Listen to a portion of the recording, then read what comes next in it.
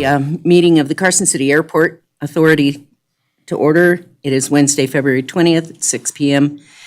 in the Carson City Community Center Sierra Room. Madam Secretary, would you call the roll, please? Chairperson Law. Here. Treasurer Harvey. Member Barrett. Member Golden. Here. Member Hamilton. Here. Member Harris. Here. Member Rogers. Here. Quorum is present. Thank you. Would you rise and join me in the Pledge of Allegiance, please?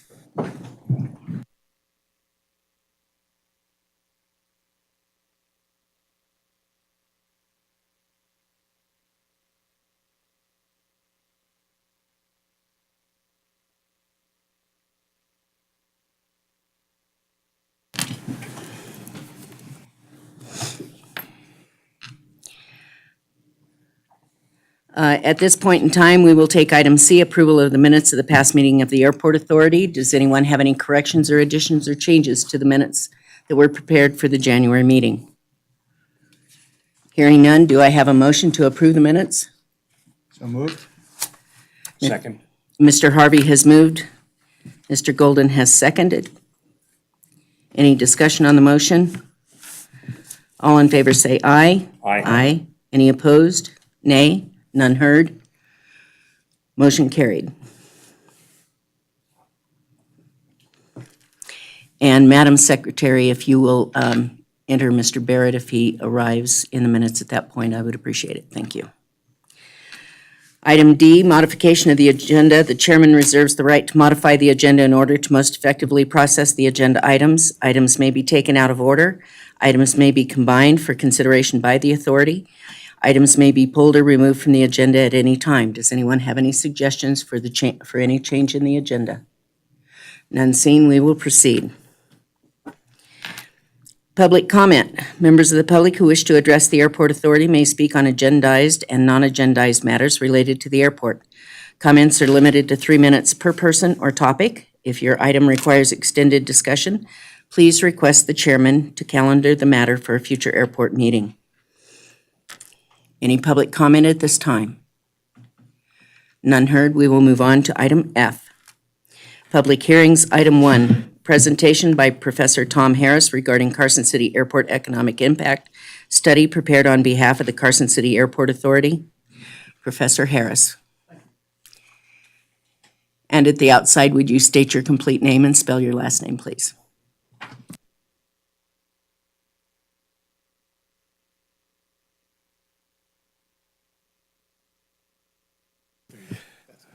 Not that automatic, is it? My name's Thomas Harris, Harris. I'm a professor of economics at the University of Nevada, Reno, and also director of the University Center for Economic Development, and have also in the cooperative extension appointment there. What I'm going to discuss is a study we did working with Kim Owen, looking at the economic impacts of operations and construction of the Carson City Airport on the economy of Carson City. And one of the things I found while I was doing my study is some quotes, and one of them was that, Carson City Airport is located 3 miles northeast of downtown, 30 miles from downtown Reno, 13 miles from Virginia City, 20 miles from Lake Tahoe, all, next to the Capitol, also close to Visitation Place. And it makes Carson City Airport a welcome destination for vacation and business travelers, and also for just pleasure aviators. From an analysis that people had done for the state of Nevada for airports, pilots consider CCA, Carson City Airport, to be the most user-friendly airport in northern Nevada. So that's a very nice thing for folks to say. And let's see here. The Carson City is currently 5th overall in busiest airports and 3rd in general aviation. Of course, there's the large McCarran, and there's Reno, and there's North Las Vegas. And right now, it's probably very busy given the legislature and continue to be busy. The Carson City Airport plays a critical role for economic vitality of Carson City, and it does that because it helps in creating jobs and income in Carson City through, basically we're going to be looking at this normal airport operations, industries that are related or at the airport but also need the airport, and other general aviation opportunities. And I also would say given the changing role of the economy, these become more and more for airports. The Carson City Airport plays a key role in future economic development. Industries who are trying to locate or relocate put the quality of the local airport as an important locational factor. If you ever look at one of the things I was talking to Ken a little bit about the unsung thing at Reno is the private airplanes that fly in and all that many businesses now fly in their people because they can fly in and out. They're more certain about time. They don't have to go through the rigors of the TSA. And when you have meetings, you never know how they're going to be scheduled. So you like the variability, the ability to have, not to have a meeting cut short so because you have to be 2 hours before the airport and all this. People are using these more and more, especially businesses. And as we be more competitive for more businesses we're trying to do here in the north, airports are becoming very, very a big link to businesses to come in. I know. I remember one time what Vice President Pence had to fly into Reno. It would have been if we could have had some advances here, that would be a bigger impact to the city, and they make a big significant impact on quality of life and community sustainability. Having airports. Now there was a study that was done in the state of Washington. I thought it had some very good points before I go into about the state and then local economic activities. A network of airports. A network, I mean, just one, but also there's many networks. You probably understand the way I talk. I come from, not from Nevada, I come from Texas. And I grew up in what was then rural Arlington, Texas. Only had one high school, now it's huge. That airport, you have the big Dallas-Fort Worth, but there's other airports all over that act and work with the businesses there. And they're very big in linkage to the economic development of that area. It's a network, and it's a network of commerce and economic development opportunities throughout the state. While some airports are relatively small and statewide, they're nonetheless meaningful for the communities which they're locally, where they're located. And it goes for many, from airport for medicine. I know in Battle Mountain's a big staging area for rangeland fires. There's other things that happen that people don't understand how important an airport. Airports make important economic contributions to the local economy besides impacts. We're going to be talking about the value of output and employment and labor. The mere existence of airport derives benefits to the local populace just knowing that they have it. And it does help in quality of life and community, feeling good about talking about, well, how can we recruit people? People come here. Well, we do have an airport and that kind of thing, which helps in recruiting of businesses. Now, what we're looking at is our operation construction expenditures of the Carson City Airport. We're looking at expenditures of airport tenants and also businesses that say they use it. And general aviation visitors, those are people who come for tourism, which we're very lucky here. We have Lake Tahoe, which is related. And of course, every 2 years, we have the state legislature. And with that, we have the people, legislators, but also the people who come and testify to the state government. And related employment impacts through activity through the multiplier effect. What we use is a standard model called M-Plan that's been used a lot on these economic impact models. We do an extra thing. We go and verify and validate and verify this data by using data from the Department of Employment, Training, and Rehabilitation to be sure we have the right type of setting of the model to do these multiplier effects. Now, what we did for 1 year is at Carson City Airport spent about $664,000 locally. How we do is spend locally within Carson City. What we're looking, we have to get the expenditures within the study area, and our study area is the Carson City economy here. And so when these expenditures occur, other things occur in the local economy. When they make expenditures like purchasing accounting services, the accounting services then has extra money. They have to go and buy more paper. The office and supply people then have extra economic activity. They may have to go and buy extra janitorial or whatever. It's a churning that occurs. And so the linkages between the airport with their expenditures and their linkages to other sectors cause what we call a multiplier effect. So from the $664,000, it's about to generate a total of $907,000 in spending just from the operations. The CCE employs about 1.24. However, We have people that work here but also may live. We try to figure out how much time they spend so we can, when they're here, they're making their expenditures, living. And with that, we also, when they make their expenditures and churn, causes churn, other just by themselves, increase about 3.2 people. Carson City Airport, because they also have people who have incomes, they spend money, they buy groceries, they go to restaurants. A restaurant then has more money, they will go and hire more people. Those people will also go to grocery stores or go to office supplies or other things, cause another churn in the economy. So about $62.4 thousand, it turns out to be about $188,000 total. So there's a economic multiplier effect there by this, by the Carson City Airport being here and their local expenditures. Now, here's the big one. That without that, because you have small, but also you have people lined around the airport that probably wouldn't be here if it wasn't for the airport. And these businesses are located in Carson because of the airport and are within the CCA complex. And what we do is figure out their economic activity because they're there. They're there because of the airport. And so their activity was about $14 million locally from these guys, and from their churn, they turn out to about $18 million.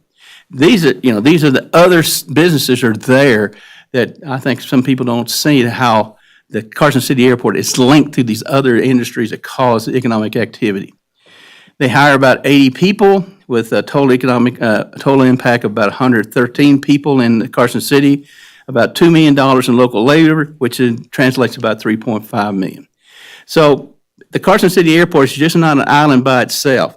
By its mere existence, causes these other businesses to be around that cause the quality of life and the economic activity for the county, for Carson City County economy, to increase also. Now, we did some tourism impacts. We didn't have a lot of information. We look at basically what we did on a past study that was done that looked at tourism, because people fly in here. And from that, we were able to take an estimation of their expenditures here in Carson City and use some GDP price deflators.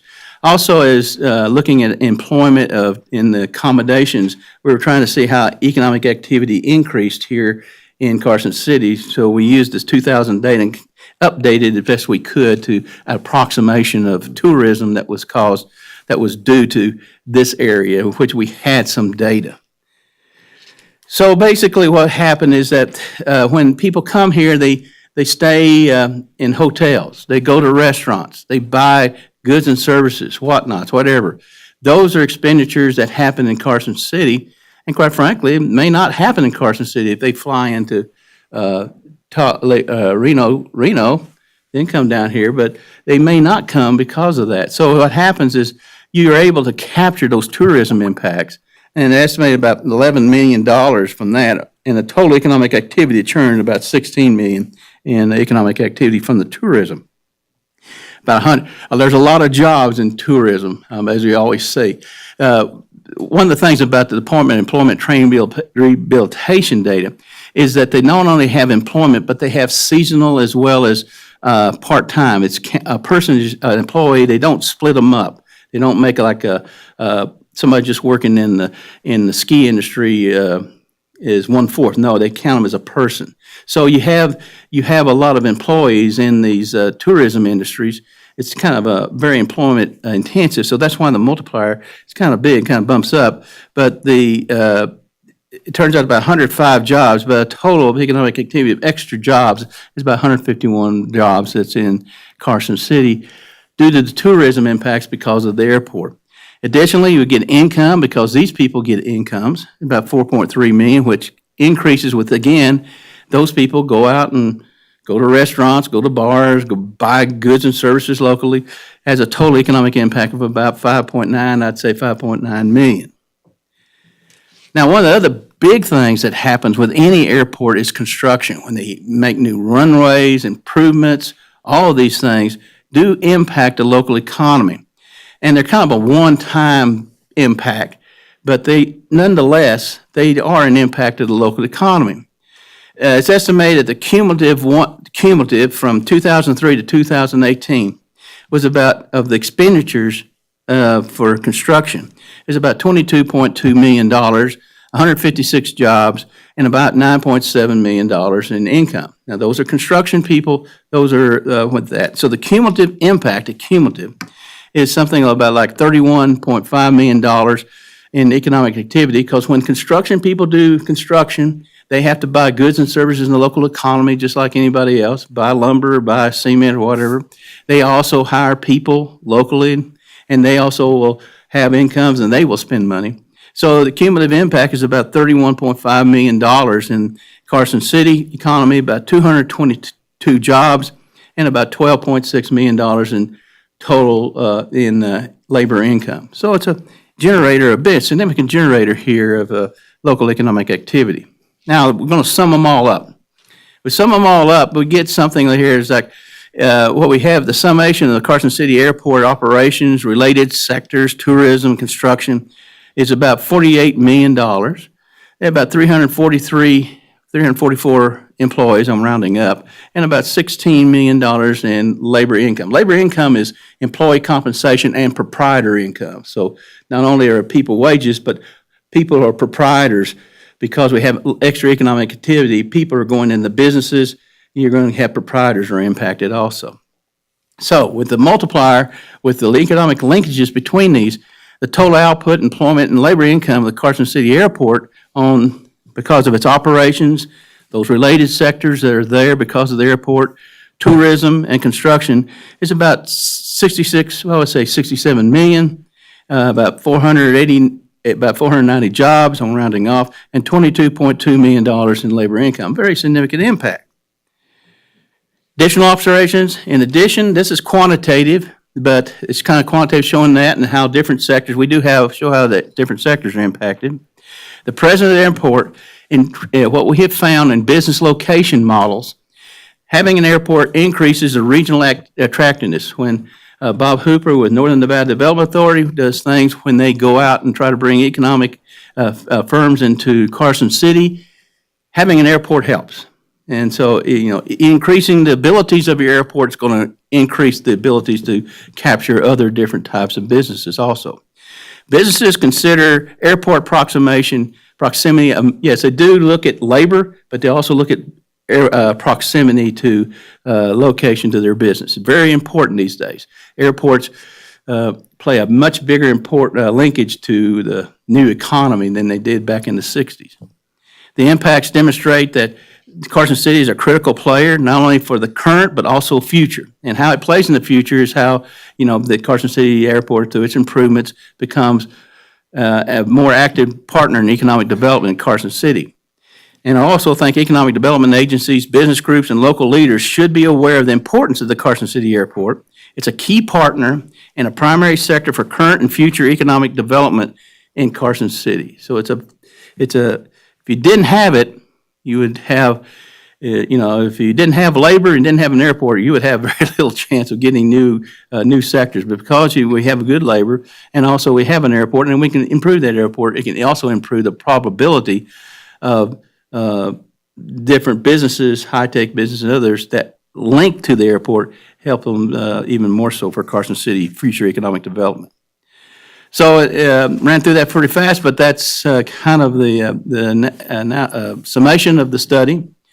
And it's one of those parts of infrastructure, I call it, that infrastructures do play a big part in economic activity for I call economic competitiveness, economic efficiency, that kind of stuff, and also helps you to further your local economic development because it is a key part. It's just a key part of infrastructure, just like a highway.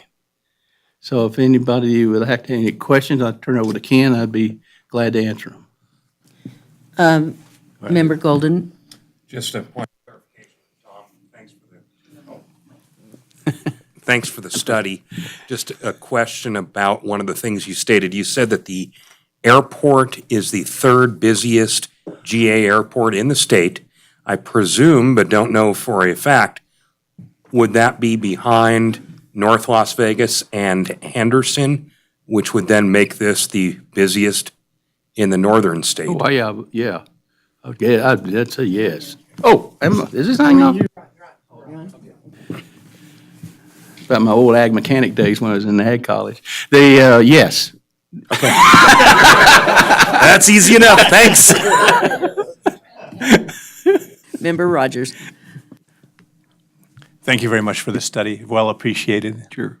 Anybody ever gather any data about the manufacturers that populate the area north of the airport, whether any of them, proximity to the airport was a significant part of their decision to locate in Carson City? I believe there's a strategic plan going on. You're going to be doing that right now. We did ask some people, yes. And there's going to be a strategic plan with some questionnaires that's going to get more in depth in that. When I provided Professor Harris some of the data on the employers locally, I also provided some of the businesses that were near the airport in the industrial area. So he sent questionnaires out. I can't tell you whether or not those individuals were direct respondents to that, but I assume that some of that data came back in that way. But as we discussed, that we're undergoing the strategic plan, that we're directly going to be targeting those groups as part of our survey. And you'll see that in the next presentation. Any further? Mr. Harvey. Take one. Sorry, it's a new mic. I didn't notice this yet. Just so you know that I happen to know one of the manufacturing companies pretty well. And the family came only because they're pilots and they could go to this airport. The largest manufacturer in Carson City, you might say. I also worked for one of the large manufacturers over there that wasn't the same one that Mr. Harvey worked for. And the founders of that company literally are here only because they had, through the fence, access to the airport. It's one of those facts that people don't understand. John Q. Public has no idea that that's true, really. And hopefully this questionnaire is going to be detailed to come up with that to show how dependent industries are. And then if you start recruiting, how dependent it is that you have this here. Any other questions from the panel? Mr. Hamilton, I think that's the first time I've said that. So,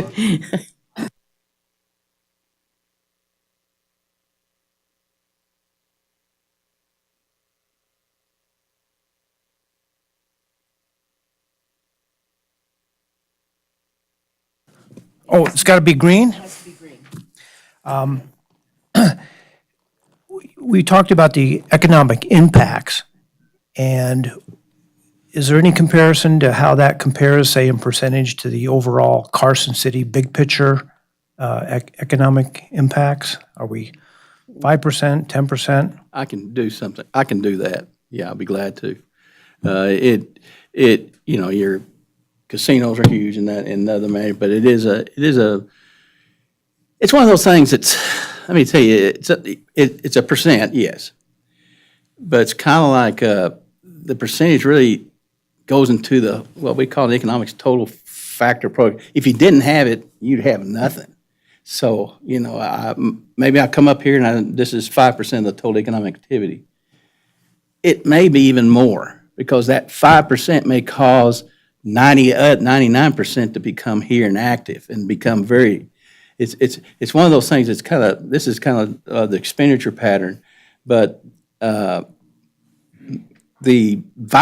how much it causes the viability of the local economy is very important. And it may be small, but without it, you have an economy out here to be very limited.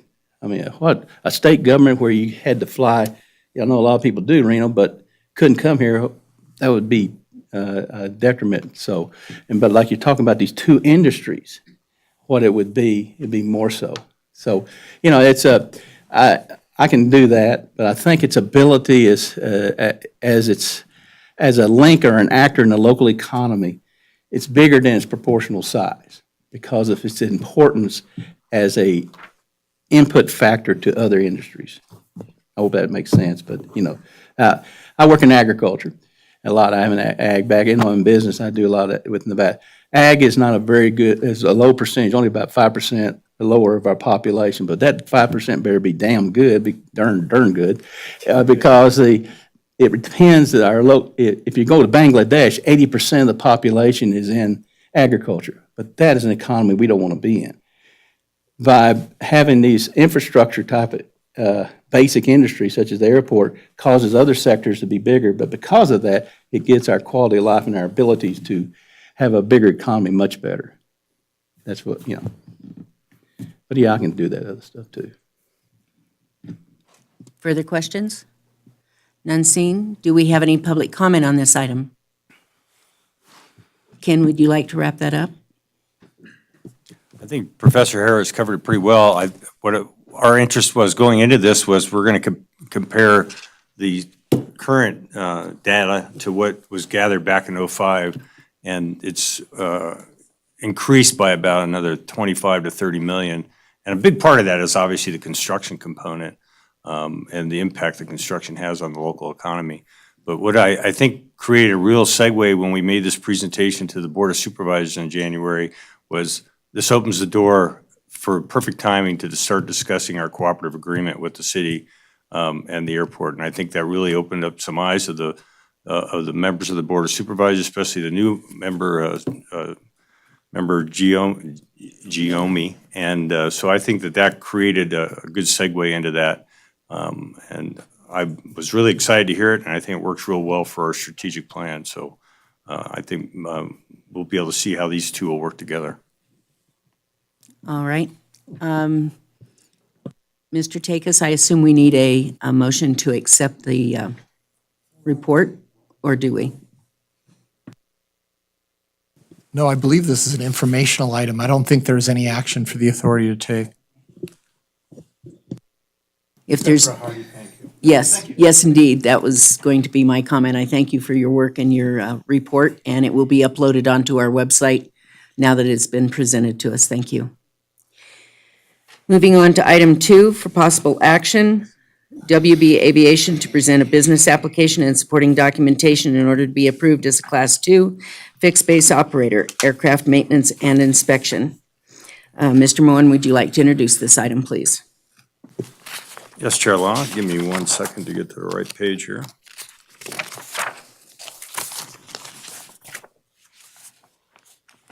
The Airport Authority is in possession of an application from WB Aviation LLC to operate as a Class 2 fixed-base operator here at the Carson City Airport.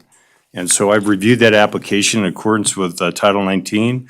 And so what I'd like to do today is to introduce Jess Edwards, the manager of WB LLC, and let him give a little bit of background about his experience in aviation maintenance. Just for a couple of points, he could talk about his experience in licensing, but the application itself has met all the requirements of Title 19, and he's provided evidence of a sublease, evidence of ability to get insurance. He's provided his qualifications as a FAA certified A&P mechanic. And he also does inspections on behalf of the FAA under Part 43. And there is a financial impact to the airport by introducing a new business to the community. One, I don't think the data for his impact on the economic impact of the airport overall was included in the survey, as this is a new business, but this is something that we'll be able to calculate in the future. The part of Title 19 requires Class 2 FBOs to provide a $1,200 fee to the airport over a year period as part of our ability. It meets our goals with the FAA as our grant assurances to be economically stable and self-sustaining. And so with that, I'd like to invite Jess Edwards to introduce himself to the board and discuss his credentials. Mr. Edwards, take a seat, either one of them, and state your name, spell your last name. Jess Edwards, last name's Edwards. Been on the Carson City Airport since about 1988. Probably most of you have seen me around. Worked on their aircrafts and taking them off the runway when we had problems. I'd like to open the FBO and do a sublease under Shade Tree Aviation. Thank you. Do we have questions of the board to Mr. Edwards? Mr. Golden? I have a couple questions. First, welcome, Jess. Hope you're doing well. Your sublease, I haven't had a chance to read through it. Are you subletting the entire premises or just a portion of the premises? Just a portion. Okay, fair enough. Actually, I'll reserve my other question for Mr. Moen when the opportunity arises. Thanks. Anything else? Any other questions? None seen. Any public comment on this item? None seen. I would entertain a motion to approve the Mr. Golden? I have a comment for Oh. Mr. Moen. Okay. Go right ahead. Yeah, Ken, there's reference in here to an insurance application, but not actual certificate of insurance. Can I answer that? Well, hold on. Go ahead, but what I was going to say is just, we want to make sure that once we approve this, that Jess provides that certificate of insurance. Can I answer? Well, you directed the question to me. I'll allow you to, I'm sure they'll allow you to comment, but I'll just follow up on the question. The sublease has not yet been executed, but I reviewed the document, and our objective is not to be in the middle of the relationship between the lessor and the sublessee, just to verify the fact that they are subletting space, and as well as he's provided evidence from an insurance broker that he can obtain the insurance and what the meets the minimum requirements of the airport authority, so we have that document in hand. Once we approve this application, Mr. Edwards will be able to go to the city, get his business license, get his sales tax permit, get his insurance, and complete the execution of the sublease. So that's kind of the order of the process here. But if Mr. Edwards would like to follow up on that. Works by me. Okay. Yeah. Enough said. Okay, thank you. So at this point, if there are no further comments or questions, I would accept a motion to approve the application for WB Aviation LLC to operate as a Class 2 fixed-base operator at the Carson City Airport in accordance with Title 19, Sections 1902, 02, 0350. Do I have a motion? I'll move. Mr. Golden has moved. Do I have a second? I'll second. Mr. Rogers, I believe, won out in the contest there. It is a race after all. So I have a motion by Mr. Golden and a second by Mr. Rogers. Any discussion on the motion? None heard. All in favor of the motion say aye. Aye. Any opposed, nay. None heard. Motion passed. Congratulations.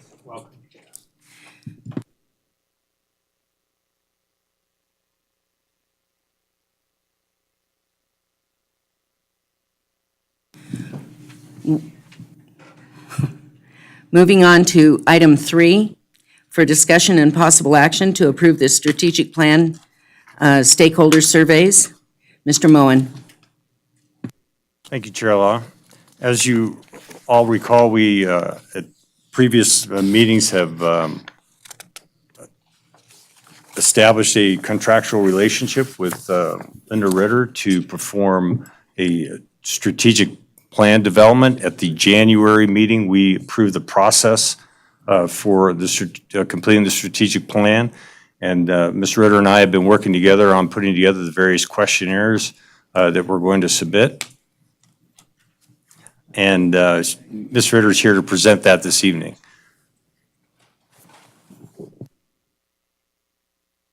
Go ahead, Ms. Ritter. Thank you. For the record, Linda Ritter, the last name is R-I-T-T-E-R, and pleased to be with you tonight to talk about the survey for the several stakeholder groups, 7 in total. And what we want to do with these surveys is we want to gather information about how the airport is being used today, what the perception is of the airport, what attributes people feel the airport has, and that's, and also future opportunities. The groups we're going to talk to are airport users, and there's several of those groups, businesses, those immediately adjacent to the airport, as well as those that are off the airport, and the community at large, okay?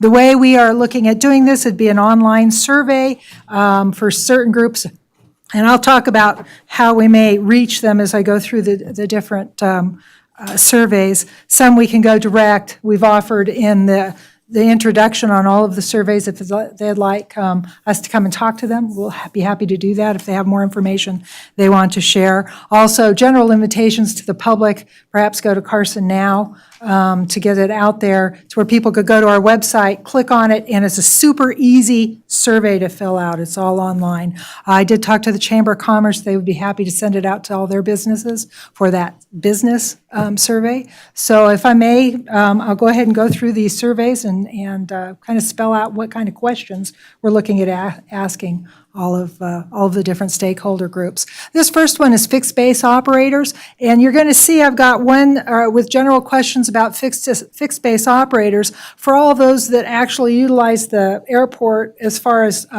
pilots. We have a separate page, and that page you're going to see for the fixed base operators as well as hangar tenants and hangar owners also. They'll have an option to say whether they do utilize the airport, and that'll take them directly to that part of the survey, so they won't, again, we're trying to make it as streamlined as easy for people to fill out as possible.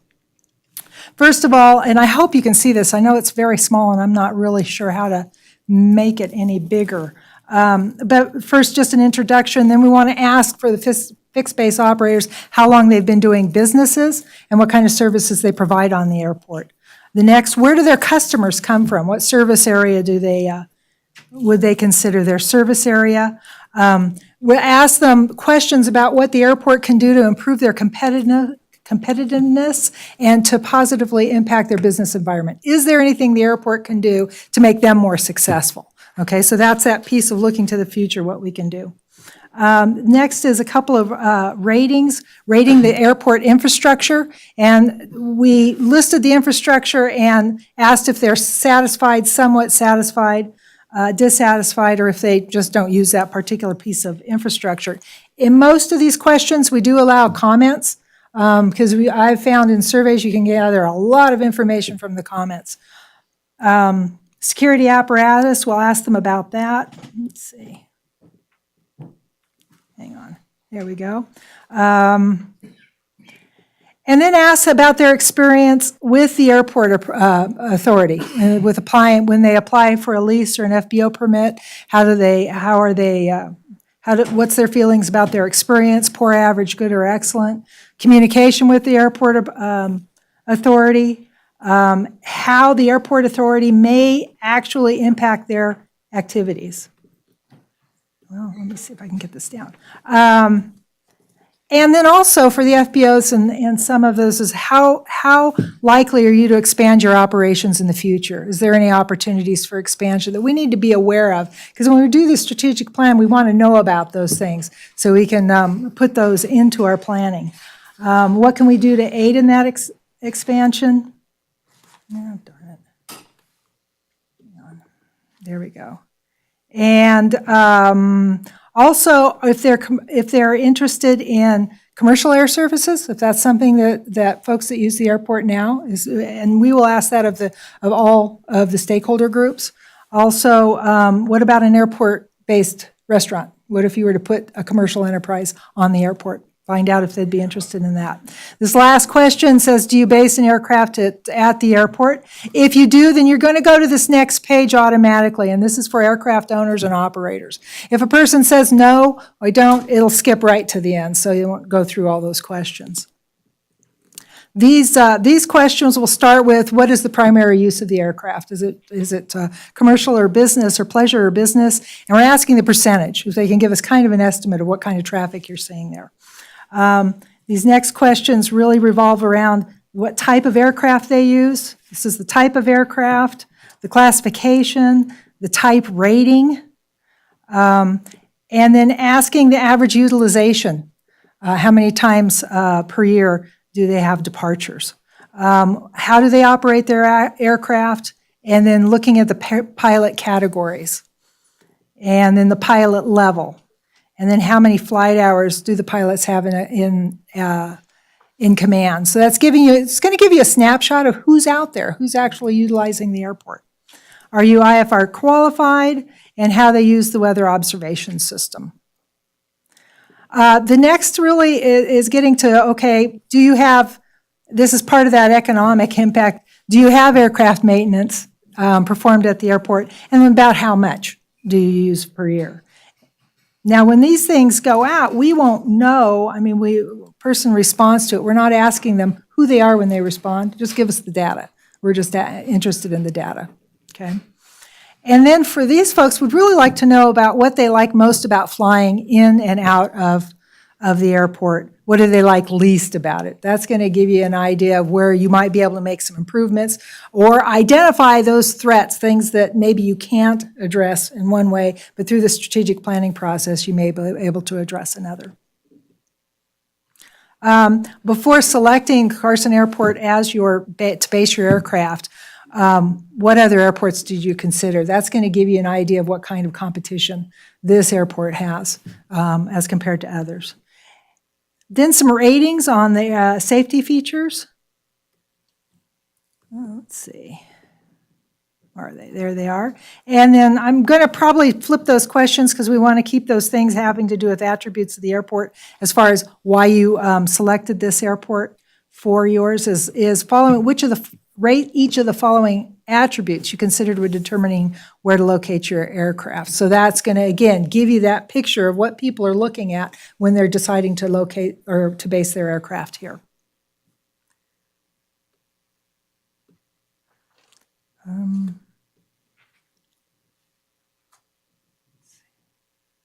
And then, again, looking at rating your experience with the airport authority and getting a gate card.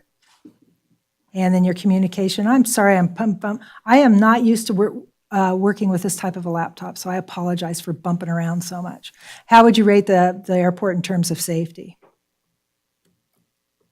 There we go. And then once we get to the end, all of the surveys will have this also. Thank you for taking the survey, and if you'd like to have the results, we'd be happy to share them with you. And then we ask for an email address so they can get that back to us, okay? Any questions on the FBO? I have a couple. Certainly, So this is just the FBO section, just the FBO. and you say there are 7 sections? There's 7 different, this is the survey that would go to the FBOs. Okay, We have 7 different surveys. Again, if it's an operator, a pilot, that one page is the same for all of them, okay? The only thing that changes is some of those general questions that we're asking. historically, when you've done these surveys, what's been your response percentage? You know, it depends. And when it comes to community response, that's going to be the toughest one. Because unless you have a real interest in the airport, you're less likely to respond. And and you'll see with the community survey, it's extremely short. We give them some information as how airports are used in communities and ask them to look at those and rate those in importance, and I'll get to that. But it's only like 1 page. Okay, so those, we try to keep it short, and the way we should advertise it is, look, it'll take you 5 minutes to do it, so please do it. Because if a survey is too long, if you have too many questions, people aren't going to sit there for 30 minutes, and you're not going to get a good response. For those, for example, FBOs and those that you have a direct relationship with, I expect you should be able to get pretty good return on those. Okay, thank you. Go ahead and proceed. Can I make a comment? Mr. Moen? Thank you. We did ask some hard questions in here, and that was by design. You know, we wanted to know the experience of working with the airport. That's a tough question to ask because some of the feedback might not be very positive. But then again, you know, how are we going to improve ourselves if we don't ask the hard questions? So I felt that was really important to do. And then also the snapshot of who is using the airport, what kind of airplanes are here. You know, we can get that generic information from some, you know, like the aircraft database and that sort of thing. But this gives us an opportunity with the people who have a direct contact or active users and what they're involved in. You know, to ask what kind of monies do they spend a year on aviation use, whether it's the aircraft, the fuel, the storage, all those sort of things. So that demographic data will really be critical for us when we start talking about economic development and who our real customers are and who are the ones that are really invested in the airport. So I think this survey will be really critical, and you'll see that with the aircraft owners and hangar owners and tenants.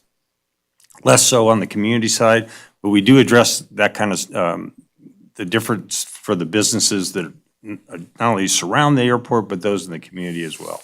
So, thank you. Mr. Hamilton? How many FBOs are there that would possibly qualify for the survey? Counting yourself and operators like yourself, there's about 8 or 10. Yeah, you're looking at, the Shade Trees, the Mountain West, the Weavers, Cactus Air Force, Sterling, Carson Air Services. But we also asked, like yourself, you have 2 aircraft that are based at the airport. And so those questions are going to be different for each of those groups. Maybe I'm jumping the gun here, but what about if there's, we have a number of different, we're pilots, we're FBOs, we're this, we're that. Do we take multiple surveys? And this is what Ms. Ritter really keyed in on, was that if you base an aircraft or you have an aircraft there, that's going to trigger that second part of the survey. If you don't, then you're not going to go to that page. But go ahead, Ms. Ritter. The way I see it, if you're an FBO, you're going to get a survey.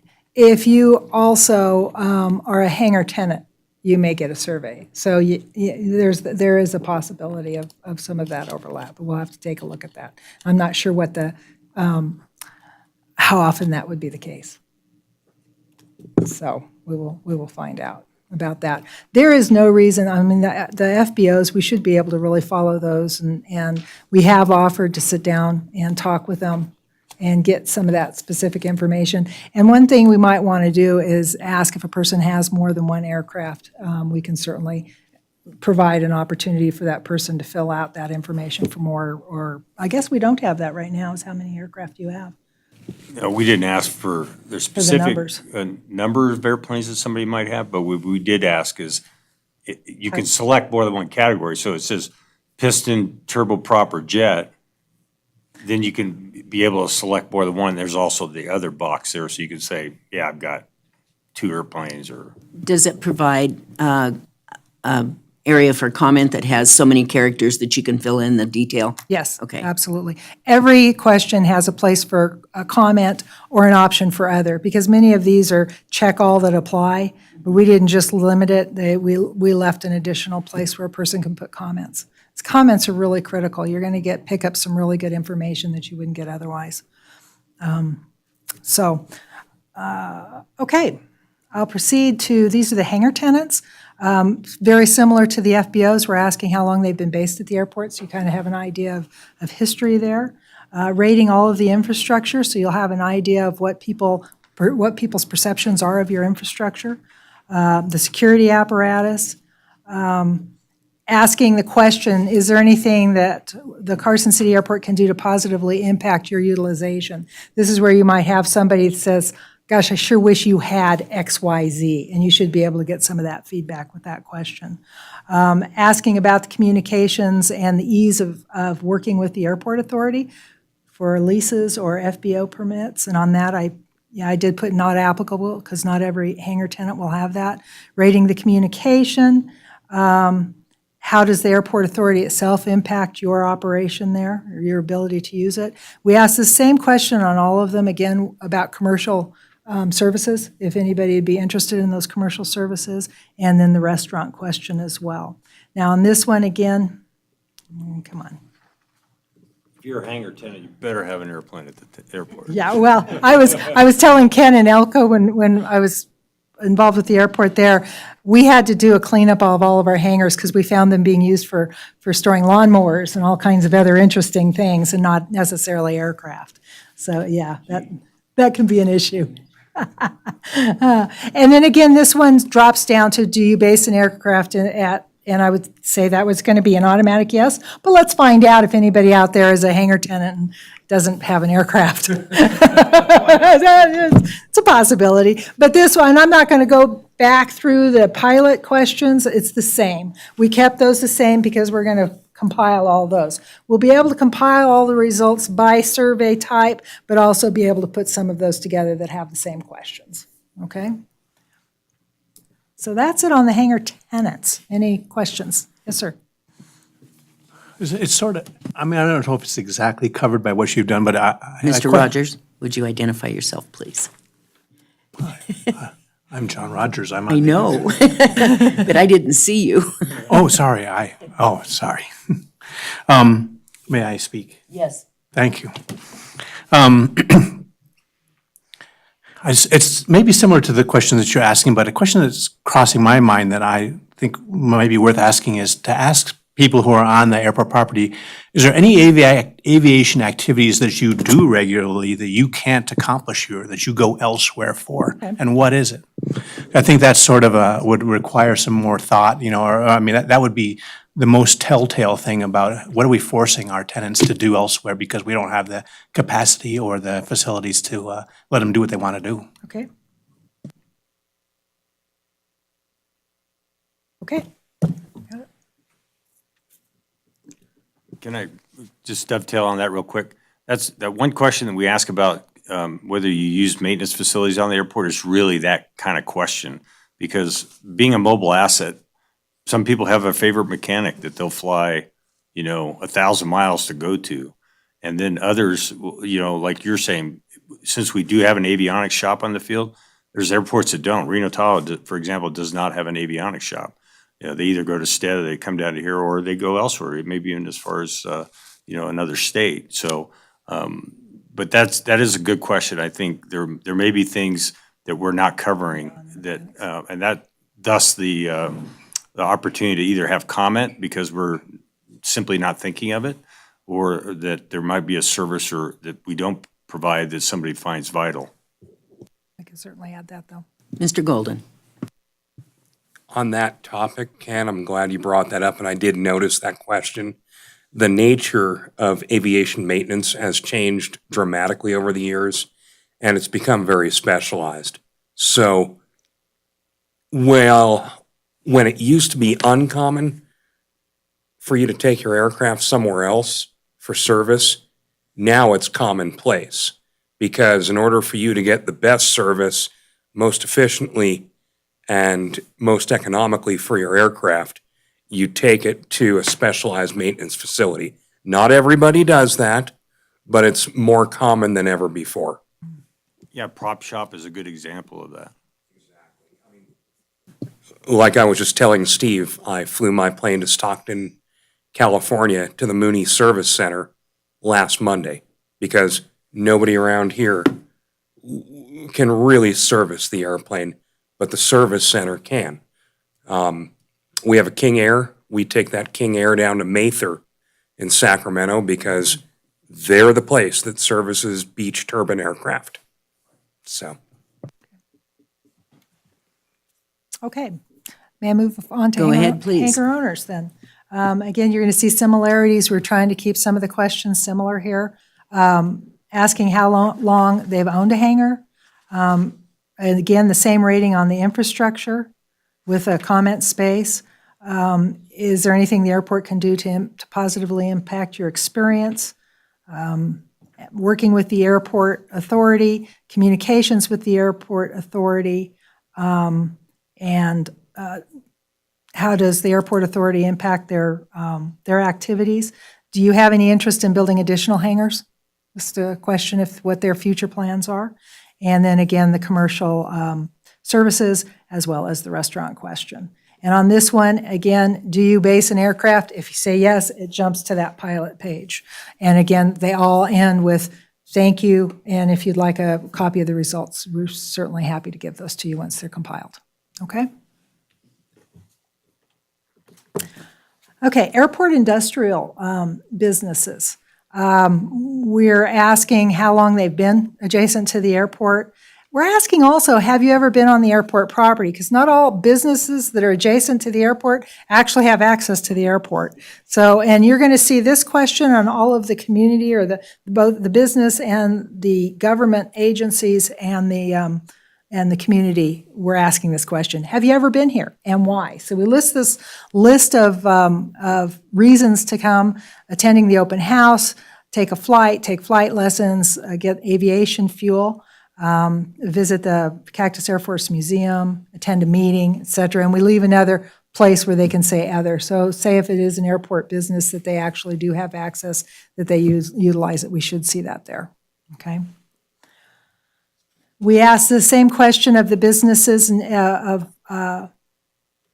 the businesses on airport as the FBOs. Can we do anything to positively impact your business? Is there anything we can help in terms of that? If you could change anything at the airport, what would it be? Okay. And then the commercial services and whether they would be being located close by, if they'd be interested in the restaurant. And this one does not jump down into the pilot, doesn't ask the aircraft question. It jumps right to the end. I might state that I know that there are at least 2 that are surrounding the airport, not counting those that have direct access who have airplanes. Do they have, would they get a survey from being a hangar tenant or a hangar Possibly, owner? possibly, So no, yeah. Mustang Manufacturing or Clip-On are probably a good example. okay, Right. But yeah, that's probably a good idea to add that. Yeah, okay. It We may could get- certainly add it because because if they Larry don't, Torres's it's- company is adjacent and he's an a pilot, but he doesn't really have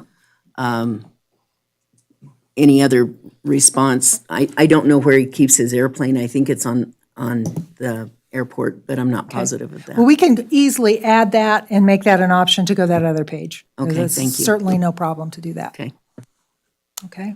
Anything proceed. else Well, any other questions? on that one? Go ahead and proceed. Okay. Next is the Carson City businesses. This is going to look very similar to the airport survey, asking how long they've been here, when they've been, if they've ever been on the airport property, if there anything that we can do to positively impact their environment. Is there some service that, if the airport provided could help them business-wise? If they could change anything at the airport, what would it be? And then talking about the commercial services as well as the restaurant. Now that I don't include the pilot option, so those are the off. And again, we should be able to advertise these as well as the chambers agreed to send it to their membership and hopefully. Ms. they'll get a Ritter, response. before you continue with the next item, I'd like to give us about a 5-minute break, Certainly. okay? Thank you. So we'll be in recess.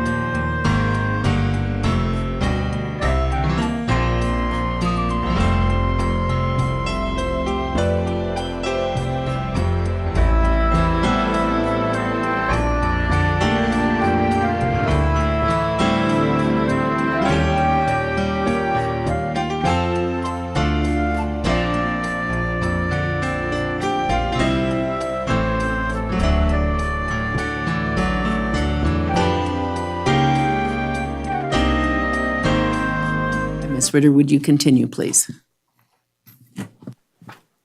Thank you. We are up to the last two. This one is the Carson City community. This is the one that we would make available to everybody on your website. They click a button, it goes right to the survey. And I've talked to some folks at places like Carson now about getting the word out, and we can certainly work with them to do that.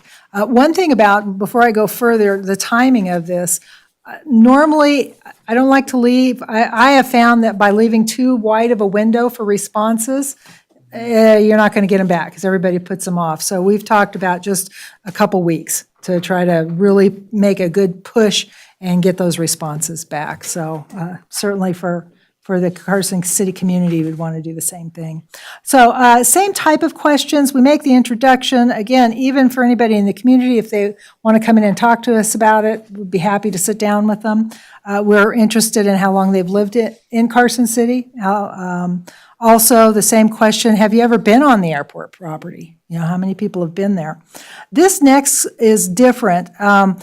This is a list of services in the public interest that an airport can provide, okay? And so we're just asking them, okay, part of this is educational, is letting folks know out there in the community, this is some things that airports can do. And then also asking them, gee, do you think this is something that we should be doing? How important is it? So that's what this list is. Medical flights, emergency response, disaster relief. This list came from a GA report that the FAA put together. And so just part of it is educational, part of it is getting some feedback on what people feel that is important. Asking that same question, if you could change anything, what would it be? You know, could it be the entrance of the airport? Could it be a fence that they don't like? Who knows what might come back through there? Asking about that commercial air services, if they'd be interested in it. If you were, again, to put a commercial restaurant on the property, whether they'd be interested in it. So you can see that's very short, very quick. According to, and we're using SurveyMonkey, according to their numbers, a survey this small, you should get very good response because it is so quick. Because when we advertise it, we say very brief, doesn't take you but a minute. So click on it, fill it out, and you can get on with your day. Okay, any questions on that one? Member Rogers. I'm thinking maybe it might be worth spending a couple of bucks and buy a quarter-page ad in the appeal, because there's still a good portion of the Carson City population that likes to get their information about what's going on around town using the appeal. Sure. So I'm going to make that suggestion. I think you'll pick up the people who aren't on Carson now that way. Okay. And maybe we can get our local reporter to give us a little shout out about our survey and an article about We it. could certainly do a press release and get it out there and see what happens. Sometimes that's all that's needed is a nice press release that, you know. Or a nice mention by Ms. Knowles. That would be great. Okay, the last survey is for government agencies. And on that, we go directly to, and let me blow this up a little bit now that I know how to do that. Ask them if they've ever been on the airport, if people that are working in those agencies have ever been there. We ask if their agencies use the airport, any part of the airport for any of their operations. If so, how do they use it? Getting some of that information on current use. Oh, come on. Asking if the airport is included in any land use or facility planning. City, of course, for land use, but there may be some other agencies that use it for facility planning, transportation. We're not sure what's out there, but we want to leave a place where they could say, yes, they use it, and how is the airport included in those plans? Has the agency ever considered Carson City Airport as an asset in emergency preparedness and response plans? So I know when I was with the city, we did an all hazards analysis and response plan, and knowing that the airport is a big piece of that kind of infrastructure so you need, we'd want to get that not only from the city level, but from the state level as well. And there may be multiple agencies that look at that. Is there anything that the airport can do to help them, that agency? Asking about the commercial services, if they could change anything in the airport, what would it be? Also, could the airport aid in any economic development efforts that your agency may be involved with. Because I have found that economic development activities go more than just like the economic development, like NNDA or agencies like that. Some agencies have a little piece of that where that's part of their charge, is looking at economic development. And again, asking them how it might be used, just so we're informed and we can be involved with that and maybe help them. And then, let's see, and then going to the survey results. So again, that government agency is a very short one, and very easy to fill out. And that's it. That's the 7 groups. Thank you for that. Do we have any questions from the members? Mr. Rogers? Is the Visitors Bureau one of the government agencies that will be solicited? Yeah, I mean, the Visitors Bureau is one, and I know that I believe that Ken and you had there's been some visits, and those things like that. One thing that I would suggest, the Board of Supervisors, perhaps the Tourism Board.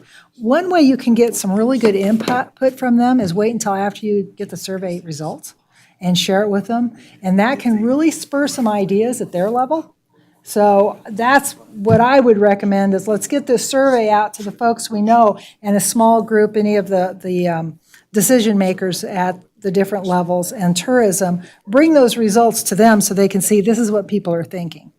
And that can spur, because so many times if you go to, for example, a Board of Supervisor member and say, well, what do you think of the airport? You don't know how much you're going to get out of them. But if you say, hey, here's what your community thinks. Here's some of the feedback. And by the way, did you know we have this much activity there? You could take this as well as, of course, the economic impact and sit down with them and have an interview. Because with the tourism as well as, say, the decision makers at the city level, it'd be good to have a one-on-one interview to get some feedback. That makes a lot of sense to me. That's great. Yeah, good idea. Any other questions of Ms. Ritter? Any public comment on this item? Mr. Moen, would you like to wrap it up, please? I would. Thank you very much. Ms. Ritter and I went back and forth on a lot of these questions, and especially some of the hard ones that I mentioned earlier, like what would you change or what don't you like? Those may be hard responses to hear, but I think it's critical to be able to address them in our strategic plan. So that's why we felt, hey, we need to take the leap on this. But if I'm going to post these on our website, I believe I emailed everybody this afternoon a copy of these.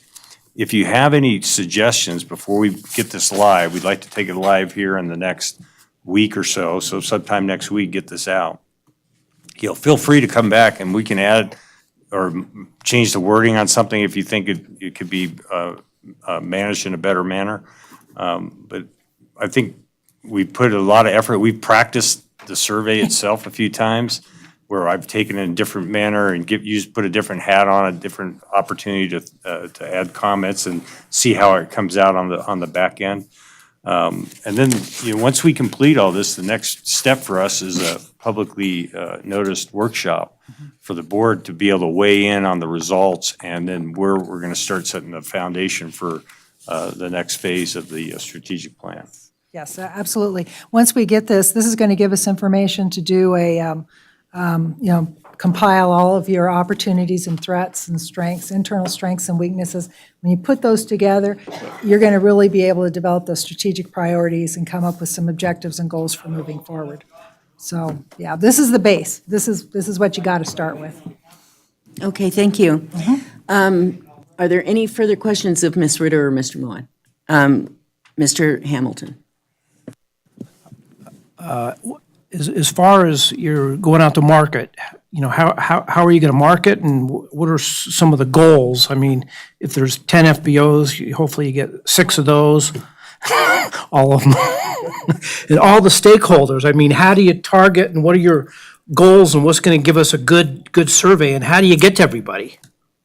And that's exactly what we were talking about, working with the Nevada Appeal for the general public. For the airport industrial businesses, you know where they are. So you can do direct mailing, you can go knock on a door. For your FBOs, you can actually knock on the door and say, here, please, and push that along. I mean, it may take a little effort to get folks. We're hoping that, and we state in the introductory comments on the survey itself, we're doing this to make the airport better, to improve it, to make it more of an asset to you. So we're hoping, just because people like the FBOs and even the community, it's their asset, they're going to have an interest in making a comment. So many times, people aren't given the opportunity to tell you what they think. And so we're hoping by doing this that anybody that's had, something in the back of their mind, we hear from them. But those smaller groups, we should be able to send reminders, and really pursue them. Yeah, I think it's the bigger groups is how you get to them. Because Yes. typically when I get a survey, I hit, Delete. Delete. Yes. No, But not this one. absolutely. Absolutely. but not this one. I'm not- But generally, just, I'm not going that's, to lie to you. To get the community, the general, the public involved is very hard. It's very hard. One thing about it, and it's what I used to tell all of the governing boards I've worked for, if nobody responds, usually that's not necessarily a bad sign. Because usually if somebody has a real problem with what you're doing, you're going to hear from it as soon as you open that door for comment, okay? We're going to do our best to get out there and get folks back, but I can't guarantee how. I mean, we're going to know in the first couple days just how much activity there is, so. Okay. Okay, thank you, Mr. Hamilton. Any further questions from the board? Hearing none, I would entertain a motion to approve that the staff and Ms. Ritter go forward with the strategic plan survey with the changes that we've discussed tonight and any that are forwarded by the members, and then report back to us following the compilation. So moved. Mr. Harris has moved. Do I have a second? A second. Mr. Harvey has seconded. Any discussion on the motion? None heard. All in favor of the motion say aye. Aye. Any opposed? None heard. Motion carries. Thank you very much, Ms. Ritter. Moving on to item number 4, update from Lean Engineering Nighttime Instrument Approach Feasibility Study. Mr. Paul Hanna. And as you sit, if you would state your name and spell your last name, and then go forward with your report. Thank you. Hi, good evening. Paul Hanna, last name spelled Hannah. And if you'll bear with me for just a moment, I need to download a copy of the materials that I'd like to present for tonight. So stand by one moment. And I'll set this up a little bit. As you know, we hired Lean Engineering last year to do the nighttime feasibility study for the instrument approach. And they've been very diligent on their deliverables. And this is kind of a summation of what they've found so far and plan forward. I have to tell you that he and I have discussed this at length on several occasions. We've had no less than 4 conference calls, and we have Kaufman and Associates and Armstrong and Associates, as well as Atkins, all anxiously waiting to hear back on this. As you know, this will be rolled into the master plan. Certainly, this is timing-wise, as we mentioned earlier, was very important with our development of our strategic plan. And this is really checking off a box that I think that has been a question mark for a long time for this airport. And this became very critical for us, in the recent time, both for the nighttime feasibility, which was the real focus of this, but there's been some added benefit that you'll see here later in the presentation. I don't want to take away Paul's thunder, but they've done an excellent job, in my opinion, on the detail of their work and also the diligence that they put in to rolling this out. As you know, we just approved this in November, and they are here to really wrap up the summation of their work tonight. So with that, I'll leave it to Mr. Hanna. Great. Well, thank you very much for entertaining me here this evening. And I hope that this study leads to the eventual outcome that aircraft are actively landing at your airport at this hour here at some point in the future. So hopefully some of the results of what we're talking about tonight might reveal a pathway to that outcome. What I've got here tonight, and I've got quite a few slides, more pictures, kind of summation, and I've got some backup slides if we'd like to dive into some of the specific sites and solutions that we've created. But I just want to extend that opportunity that because there's quite a bit of information, as Ken alluded to, that we've been discussing over the past couple of weeks. If anybody has a question and you'd like to stop me while I'm speaking, just please go ahead, and I'll be happy to try and entertain that or indicate if maybe we're going to cover that in a little bit. So Thank you. throw that out there. What I want to start with is just kind of a refresher of what a feasibility study is. Obviously, the airport is in the middle of one of the more well-recognized FAA processes, which is the master plan update, where things like this get addressed, potentially in an alternative section when an airport is considering how best to accommodate growth or safety features. So when we're talking about a feasibility study, I want to just be very specific about what we are looking at and what we're not looking at this point in the study. So the 5 things I have up on here are also going to kind of form the agenda of our update for tonight. So first, I want to just talk about what we understand the nighttime operations challenge to be. It's a very particular challenge here that has arisen, and I apologize if I'm going to be restating something that maybe Ken has brought to your attention in the past, but I think it will help to address the solutions that we're looking at and why some of them work very well potentially and some of them may not work as well. After we talk about some of the solutions, we want to just kind of review the benefits. Obviously, I think the ultimate decision of the members here tonight sitting in this room will ultimately have to make decisions in the future about whether or not this is a cost that wants to be incurred or shared in particular, and those benefits certainly have to outweigh the costs. Then we'll talk a little bit about the schedule, what we think the implementation timeline for the things that we're seeing in the feasibility report look like, and then ultimately the likelihood of FAA approval. So that's what goes into a feasibility study as we term it. I want to find the page down, but there we go. This is what's not included in a feasibility study. The first one I need to really point out here is that there is no environmental analysis in a feasibility study. The idea here is that some of the solutions we're looking at could involve modifications to flight procedures, which means that there's a potential noise analysis component that would happen. If it's an FAA-led initiative, the FAA typically takes care of that noise perspective.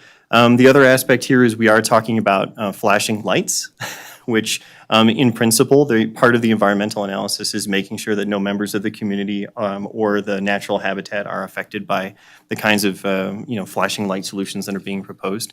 There's also more of the classic kind of NEPA level considerations, which is that any installation we want to put into the earth, we have to make sure we're not disturbing something that's otherwise protected or requires some kind of sequestration or something on the back end. So that's not in our feasibility study at this time. It would happen later in the process if everyone chose to kind of proceed. This is also not a formal design. The design process for some of the solutions we're talking about would come later in the process, after the master plan, after the environmental. We do have some exhibits that we want to share tonight that look like designs, and they could be actionable, but I want to caution that that is not a formal design. It's just something that we've created for the basis of estimating cost and feasibility. We also don't have anything in this feasibility study about how funding would be obtained specifically for this project. I think we've shared some insights that we understand. Our understanding at this point is that the ultimate goal for this feasibility study is to be incorporated into the master plan as an appendix, and then the master plan would have the beginning level discussion about how funding might be sought out, and then once the master plan is approved, if this makes its way to the ALP, more funding discussions kind of roll along. So our goal here for the feasibility study is to discuss our understanding of the costs, but not necessarily provide a lot of information about how specifically cost sharing would work between the FAA and the airport and the state and other entities. Finally, there's one last thing that has not been done at this time, which is an FAA review. This is something we do with feasibility studies, is that we want to take the results of our initial analysis, sit down with the key stakeholders, many of which are FAA kind of agencies or different business lines within the FAA, and review these findings to further solidify them and make sure that we're putting the most accurate information into our final appendix to the master plan. The reason why we have not done that yet is we wanted to present here first to make sure everyone understands the scale of the cost and the timeline and the picture that we're painting before we take it any further outside of kind of just the airport and obviously this level of briefing. So that's what's not there at the moment. So I'll jump into the scale of the problem as we understand it. Now, I have no expectation that anyone is going to read all the words on the left of the slide. So I'm going to go ahead and give my summarization of that in the next few pages. But what has happened is the FAA came through and performed kind of a routine flight inspection assessment against 2 of the approach procedures at the airport. There are now 3. The third approach, we're not 100% certain if they did the nighttime assessment because the other 2 were what are termed unsatisfactory. And the term unsatisfactory from FAA flight inspection means it's not going to happen, unfortunately. So we wanted to just make sure that we understood the picture the same way they did. That's the words that was provided to the airport about what happened after the flight inspection occurred. I think we can summarize it as 3 particular challenges. The first is that when they were looking at the traditional circling approach, the RNAV circling approach that comes up from the south, this is our paraphrasing of it, that the flight inspection crews couldn't distinguish terrain along the circling approach. The big problem here is that the previous circling approach has no limitation on where you can go. You can go north of the runway to circle, you can go south of the runway to circle. And if you go north of the runway to circle, there's a lot of terrain that you need to see if you want to try to do that at night. So that one was a very obvious challenge that the flight inspection crews most likely gave an unsatisfactory against.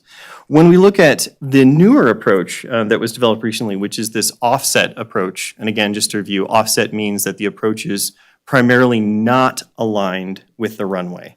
It's offset by just shy of 30 degrees for most of its existence, and then right around 3/4 of a mile away from the runway, pilots are expected to kind of make a quick right turn and head in. What you see on the graphic there is the area that the flight inspection crews would be looking at when they were doing their nighttime assessment. So you see a green triangle, hopefully, which is smaller, closer to the runway. That is the visual portion of the approach for the circling maneuver. It's very short, it's very small. The big blue area is the visual portion of the approach that's specific to the offset RNAV GPS that exists today. And I've drawn 2 lines on there. One is what you would hope the pilot to do after they've gotten the runway in sight, which is to keep going straight. However, FAA airmanship training permits pilots to, once they have the runway in sight, immediately align themselves with the runway in that visual segment. And that's why it's so wide. And this, of course, is part of the challenge, is that there really isn't a lot of light in that area, be it urban or roadway or obstacle lighting or anything. And this is part of what we believe also contributed to the unsatisfactory outcome for the nighttime approaches before. So that's a combination of, pilots not being able to identify terrain to potentially avoid it, and also that there's no real positive course guidance from a lighting system at that area. The PAPI on the runway is not offset 30 degrees to match the approach. So the PAPI points down the runway center line, but the planes are coming in offset. So the pilots could see the runway, but they might not have any kind of terrain separation as well. And those are kind of the 3 primary challenges that we wanted to look for solutions to, and then kind of assess how feasible they might be, like what kind of likelihood would the FAA ultimately go forward with to approving nighttime operations. The first thing we do is we take a look at what we call the aeronautical data and the flight procedures. Aeronautical data in our term is just, what's the airport look like? Is the airport really well set up to do nighttime operations? And I'm not going to go through each of these points, but the good news is yes. Recent investments in the airport, and I heard some of the earlier briefings about the construction that's been undertaken here. Oh yes, it's just about perfect for accepting nighttime operations, with the exception of the PAPI on runway 9. And I don't think that's a surprise. I hope to anybody, there's significant terrain. That PAPI is tilted as steeply as it possibly can go. I don't know that there are many solutions, unfortunately, to that particular challenge. And how we've interpreted that is any solutions that we need to seek to enable nighttime operations here should not involve runway 9. They should really just focus on trying to get aircraft into runway 27. So that's just a first takeaway. And there are notes all over the place for pilots indicating that you should not really attempt to fly runway 9 at night, even if you were ignoring all other warnings. The other place we took a look is the existing approaches, and as I mentioned, there are three. So the one in the middle is the newest one, I think, that was just published through the process that we engaged in our feasibility study. Really exciting, very creative work by the FAA to stay within their existing criteria and find solutions to get category C and D minima coming from a different direction, coming from the Northeast instead. So you guys have had some fantastic support from the FAA so far. What we find, though, is that when we look at what could be done relative to each of these procedures themselves, there are some limitations right away. So if we start on the left and we're talking about the existing approach coming up from the south, the first problem is that it's using what we call old circling criteria. A number of years ago, the FAA revised the amount of protection area that aircraft circling area needed to encompass to reflect density altitude. So at airports like Reno, it actually gets much, much bigger. And so the new circling approach you see in the middle has higher minimums and higher visibility requirements because that new circling criteria has been applied. And the FAA has the ability to grandfather forward some of these older circling approaches where they are deemed kind of operationally necessary. So today, there isn't any reason for them to rush forward and change the existing circling approach. If they did, the minimums would go way up to the point that it might not be usable anymore, practically speaking. And they're going to stick with the one in the middle for the time being. So the only solution to really enhancing the circling approach coming up from the south is to do something called, either explore obstacle lighting or look for what's called circling lights. Circling lights don't exist in the US, so we're just setting that aside for now. That's an ICAO thing. If you go to Europe or in some cases South America, they actually have systems that are specifically made for this kind of challenge, never been approved in the United States. And we don't think that's a feasible route to go. I'll jump to the one on the right. The offset approach, which currently only supports category A and B criteria. At the moment, you cannot add category C and D minimums to it. For those of you who are interested, the reason is that in order to have category C and D aircraft on that kind of approach, an LP, LNAV, it can only be offset by 20 degrees at the most. And because this one is offset by 30 degrees, it would take some pretty significant waivers to add those minima in. You might also have aircraft whose flight management systems just don't couple to it at all. And they get all sorts of strange errors and aircraft turning left instead of right when they cross fixes. It's a pretty complicated mess, but that criteria is very difficult to overcome. We did experiment with trying to make approaches that are only 20 degrees offset as part of our feasibility study. The minimums get really bad really fast, unfortunately. The terrain along the extended center line just starts to destroy things. However, because of its orientation, specifically for category A and B, there is a good possibility to look at what we're calling, at least at this point in the presentation, and we're going to carry this term forward, is extended approach lighting systems. And the reason why calling it an extended approach lighting system is important is because there are federal funds available for approach lighting systems. And so referring to this as an extended approach lighting system, I think is a key distinction for our future discussions and feasibility analysis. So the offset approach, if it had an extended approach lighting system, we think would be very feasible for nighttime operations without any changes to the procedure itself. The other one that's come up, which is this brand new circling approach that's come from the north, it does have the new circling criteria. They've prohibited circling to the north. That was a smart move, I think, on the FAA's part. I apologize to any pilots who really appreciate circling north of the runway who might be in attendance. There are wind farms that are being proposed right now, which we did consider, that are going to further kind of cut into the ability to circle to the north. So I think this is maybe just going to be the operational profile of the airport going forward, is circling to the south of the runway is going to be the best option. What's interesting here is that both obstacle lighting and an extended approach lighting system may be applicable to this particular approach. At first, we were a little bit skeptical, but as we kind of dug into the analysis a bit more, it's possible. It is possible that one or both could even enable that approach to be used at nighttime. The other aspect Question.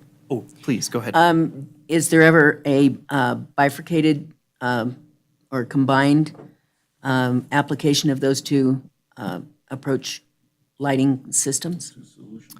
Yes, and I'm going to be maybe presenting I'm going to be presenting a hybrid, I think, as some of our preferred solutions, where there's a small number of obstacle lights in combination with an extended approach lighting system.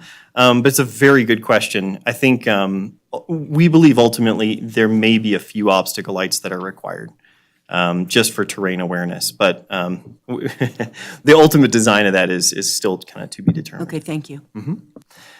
From the future approaches perspective, again, we didn't want to be short-sighted in our feasibility study. This goes into the master plan. Master plans look many years into the future, so we want to look at what could be, what kind of aircraft could be coming to the airport and what would they want. There are actually two kinds of approaches. One of them that we created, which is that very strange-looking, stick connecting two giant polygons on the right, is an RNP-AR approach. AR meaning authorization required. Now, as soon as I say that out loud, I will also caveat that with you might have one or two airplanes a year that are RNPAR capable that visit Carson. And to give you an example, we work at the Monterey Regional Airport in California. They have a beautiful, very sophisticated RNPAR. They have huge numbers of business jets and regional jets. They have one aircraft a year that uses that RNPAR approach. So I don't want to say that requesting an RMPAR approach tomorrow will solve many problems. However, we wanted to consider it to make sure that if we were looking at extended approach lighting systems, they were aligned similarly and might have the same kinds of benefits. What we found is almost every kind of approach where the procedure aligns with the runway at the end. And that's what an RMPAR approach in this case did, is it was offset, and then the aircraft is still autopilot coupled. It makes the turn and lines itself up with the runway, and then the pilot's visual approach segment is very small. It's very short. Problem is, it's all missed approach limited. And that yellow area that you see there is running right into the mountains just north of the runway, and it's driving up all the minimums. And the lowest that we could get, even with these very kind of advanced authorization required techniques, is about a minimum set of about 700 feet and 2 miles. There may be things that could be done in the distant future that resolve that, but right now it's a combination of aircraft performance limitations and the terrain to the north. Good news, though, is that if this approach did come into existence, it could still benefit from some of the lighting solutions that we're looking at. The other thing that we discovered when we're looking at future approaches is there's a way to get an approach like this if you have an extended approach lighting system. And I'm going to show an example in a few slides of an airport that's done this successfully, where effectively pilots fly an approach like an LNAV approach to the beginning of the light system, and then fly visually the remainder of the way to the runway along the approach light system. And that, historically, has gotten you 802. So there's some interesting possibilities there that kind of get unlocked with an extended approach lighting system of some kind. Just to go through the other aspect of what we're looking at, we wanted to make sure that the airport had, the sufficient aeronautical information that we were considering for our, examining of the existing and future approach procedures. We also needed to take a look at the ground and the area itself where we wanted to have an extended approach lighting system. We didn't want to make suggestions that we're going to cut through a kindergarten or I'd hate to. There are some cases where they've put parts of approach light systems on top of hotels, but oh my goodness, I mean that's a difficult thing even in the best of circumstances. So we used a bunch of different sources. I'm very appreciative to the Carson City GIS program, which is that image down there on the left. The traditional obstacle survey that is available for flight procedure designers, which is kind of what's informing the top two pictures, does not have any obstacle information when you get below the runway. It's not required. They're not obstacles because it's below the threshold. But thankfully, the Carson City GIS system had a huge amount of information that we were able to use in some pretty unique ways.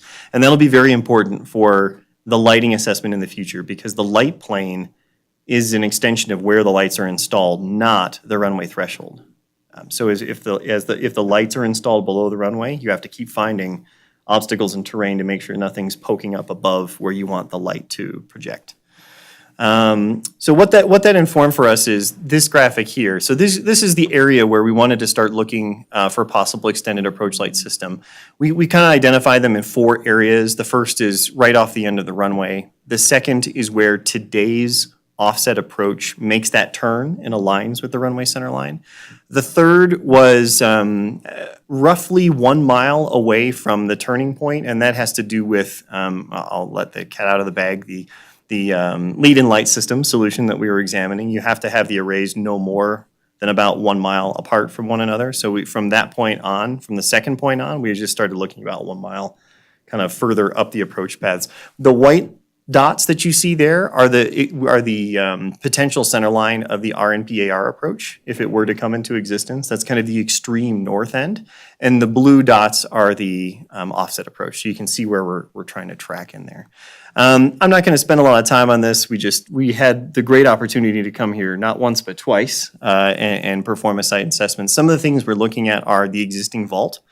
We're looking at transformers from NV Energy, whether or not we're going to get enough power or whether the transformers have to be upgraded. We want those to go into our cost estimates that we provide for the feasibility. One of the sites we are looking at, we're very cognizant of the kind of open, I'm not sure what the right term for this is. Ken, I might defer to you. What is the term for the rock and crushed area? That's You mean the playground? the playground. No, the mine, for lack of a better term, it's been distinguished as a mining operation. So there are some timelines that are not so far in the distant future that that might still be going on in progress, and we wanted to make sure that we understood what that area looked like and what that might do to some of the potential lighting solutions in that area.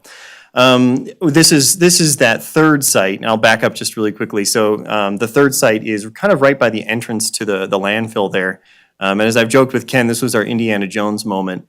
We had no idea that there was a flash flood warning system up on top of a hill overlooking the landfill. And my coworker there, Jeff, in the picture, we said, well, heck, if this thing's here, there's got to be power and rain. And I guess it's ironic that a flash flood system, the dirt would have rained over the handhole, but there it was. And there is power being supplied to the top of this hill, which is a really ideal site potentially. And the reason why we're so interested in power like that is the cost to extend power from an existing handhole like that is a fraction of what it costs to work with NV Energy to try and run power from poles and transformers, et cetera.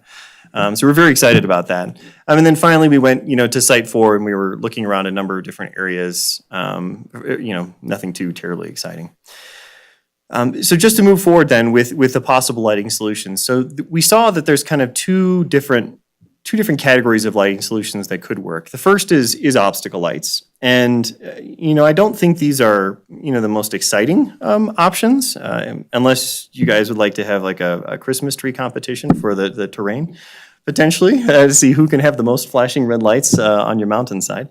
And I'm not going to go into everything here, but I mean, there are benefits to obstacle lights because you would be putting them on the terrain. They would provide kind of the pilots with situational awareness at nighttime. I don't want to dismiss them. The challenge with obstacle lights on terrain is the criteria is not very strong from the FAA about how many of them you have to place and where specifically they need to go. And it is very easy to wind up in an iterative loop of more and more and more obstacle lights, and at some point, the environmental process starts to come into play because residents may not be very excited about the changes to, huge amounts of the terrain. There are also more challenging risks. I'm going to show this picture here. Each of those black circles is a potential location where obstacle lights on terrain would have to go. Now, in our estimation, because we do estimate the cost of this, we're estimating about 16 of those circles would have to ultimately be done. This is a feasibility estimate. I just want to caution, not a design. We're looking for how bad could this get, so everyone is aware of what the investment would potentially be. There are more than 16 circles on this picture, but there are risks, and I'm going to try to use my cursor to demonstrate this. If the desired approach path is to come this way and then turn in towards the runway, a pilot who was out here and maybe thought they had the runway in sight because they were just doing a circling approach and the beginning of the circling cut out here. If they couldn't see the runway just yet, they could lead themselves down a false valley of obstacle lights. And that is a bit of a risk that obstacle lights alone do not solve. They just give terrain awareness. And so that's a difficult challenge to alleviate. The other solution we looked at is what we call a runway lead-in light system, an RLLS. So what I have in the 3 pictures on the right are 3 existing installations of lead-in lights in the United States. The first one here is a really amazing system. This is just one of the lead-in lights installed on a 100-foot tall tower, and I think I can get it in the picture. It's from Juneau, another very important state capital airport that needed to have nighttime operations from all skill levels of pilots. And it's this light right here in this array leading into the airport. This is actually a Jeppesen airport diagram. How they are marked on airport reference charts and pilot reference charts varies wildly, but this is one of them. This one here is very important as well. This is from JFK, New York John F. Kennedy Airport. This one is right next to a highway, and you can see this funny-looking metal object that's actually shielding to make sure that drivers passing by on the highway are not distracted by the light. So such things have been done. And this rather boring-looking fellow is from the city where I was born, from DuPage County, Illinois. So sometimes lead-in light systems are just very boring, but they're very effective. So the benefits are that lead-in light systems have been identified by the FAA as part of the next-gen approach lighting system. That's very good. That means that they still intend to fund these. They still intend to support their use and their requirement.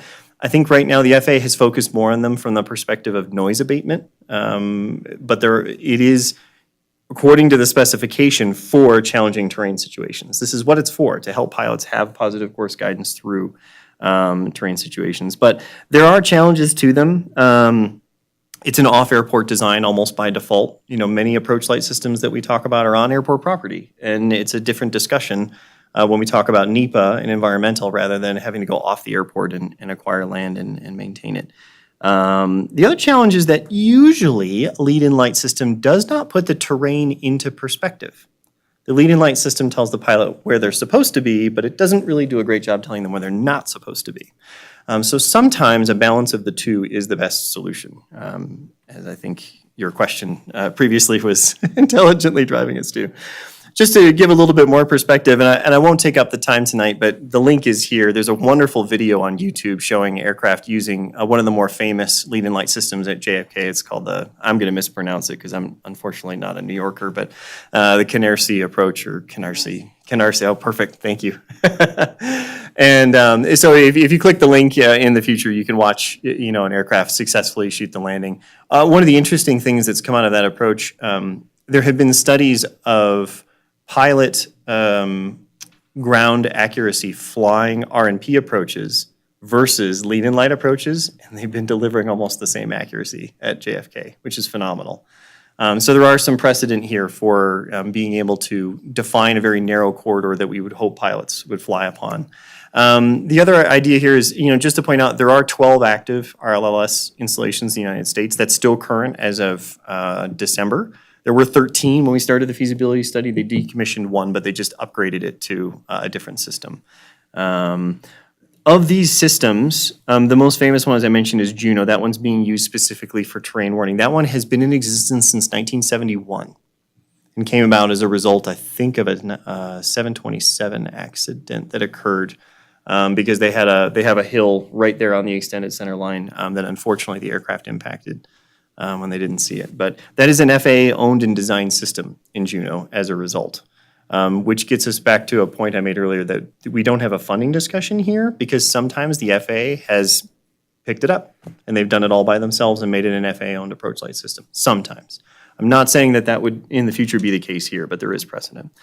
So what we looked at from an approach lighting solution system is kind of a matrix of different ideas to help us inform our cost estimation. And we've broken them out into an A and a B series and 1 through 4. The only difference between A and B is whether or not we were considering a fourth array or not. The idea about a fourth array is if we're trying to get to category C and D aircraft that are going to have higher minima, you might need to start the lead-in light array further away. But there's obviously a big difference in cost between 4 arrays versus 3. And then the 1, 2, 3, 4 options are really just different combinations of a new approach lighting system right at the end of the runway, either a MALS in option 1, a MALS SAF, which is flashers on top of the MALS in option 2, or a 3-light lead-in on options 3 and 4, and then different combinations in the area where we try to make the turn, so to speak, which is in that area too. So that's there. Now, I'm not going to go through all the designs. They are included in this package if you'd like to review them later, which I know Ken will make them available. And just to give you a sense, we have these overview drawings that you see up on the screen there with, some of the placements, the considerations. We're also making vertical profile information available. This is a long lead-in light system. And there's going to be an interesting point to present on that in just a second. And then for each of the particular sites, based on which option they are, we also break it out like this. And again, this is a real nice benefit of the Carson City GIS program. You can see that gray dashed line, I hope. I'm going to try to illuminate it. This is a composite probabilistic surface identifying what we believe to be current and future light industrial elevations in that area based on the Carson GIS data. The idea being we do not want to build or we don't want to propose lights that are immediately going to get passed over because someone in that area wants to build the second story on top of their office complex or their industrial area. So they need to be a bit taller. Unfortunately, the taller they get, things get a little bit more expensive as far as the pole heights and the power runs and that type of stuff. One important thing I will point out, though, from this drawing that you can see is there are little boxes in these areas. These will ultimately be easements. So there has to be like a little bit of ground that is protected around each of the light stanchions. Not a ton, but a little bit. And we are, in the feasibility study, attempting to estimate that area. We are not estimating the cost for that area because it's only the ultimate design will tell us what specific parcels of land we're going after. You will also notice that there's a shelter and a transformer potentially somewhere for each of these locations that we're putting into our cost estimates. So this location in particular, I think we're actually the most sensitive about. We don't know the history of this area, of the people who own these businesses. It is crossing a road, so there may be designs in the future that can better optimize this. But from a cost perspective, we're kind of going in towards the more complicated side just to frame the discussion that way. So as I was just kind of alluding to, this is how we built up our ROM cost estimation. So it goes into 2 different buckets. One is the direct cost. So the things like the lights themselves, cabling, duct bank, transformers, NV energy connections, control elements, everything you would hope that you would have to put into bid items in the future to maybe make a system that looks like this. Our ROM cost estimation also includes design and implementation. So we do have numbers baked in for testing, for the design and construction management, for flight inspection, which is going to be a very important piece of this. And then we also put contingency in there as well. And Ken, I think, has the most detailed versions of that. I don't have them in this presentation, at least for tonight. But as I mentioned before, we don't have a property cost estimate at this point, and everything is going to be variable based on the final number of positions and orientation of the lead-in. So please go ahead. Question. On the little boxes that you showed on there that show the footprint, can you give us a general square footage of, on average, what those are? Is it 20 square feet? Is it 36 square feet? What are we looking at? Oh, and I don't want to misstate the number. I remember, I think it was something like 15 square feet to 20, depending on the shelter size. Sorry, I'm thinking of the shelter, but I think it's like 15 to 20 square feet. It's a very small footprint. So I apologize, I don't know the exact number that was used, but I think it's indicated in the drawings.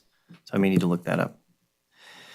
The second thing, and I'm leading up to a summary table that kind of shows all these things in perspective, is what is the likelihood that we think this solution, because we gave a matrix of them, might meet with nighttime approval. And what we did was we came up with a numerical scale where it's a 10, we started with a 5 system and we didn't think it did a good job kind of elaborating the differences, so we switched to a 10 system.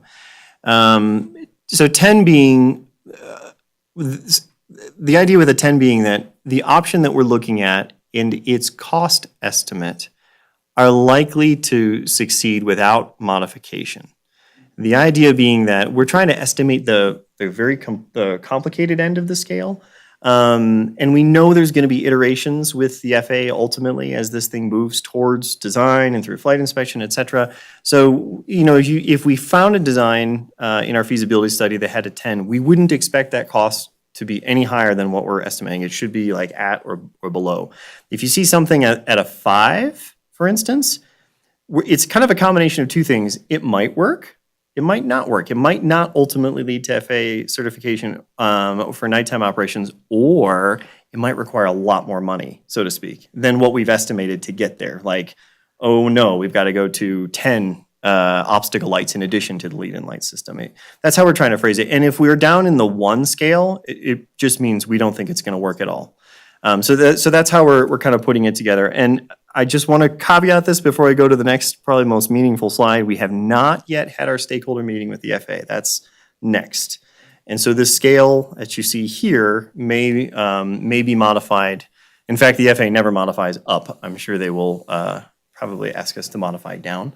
But this is kind of how things shake out. So the ROM costs, as you can see, from the most elaborate, if you will, they're running about $4.7 million total. That is the pieces, the design, the contingency, inspection, et cetera. It does not have the land, and it does not have a maintenance cost in it either. I should have put that in the slides, and I apologize for that.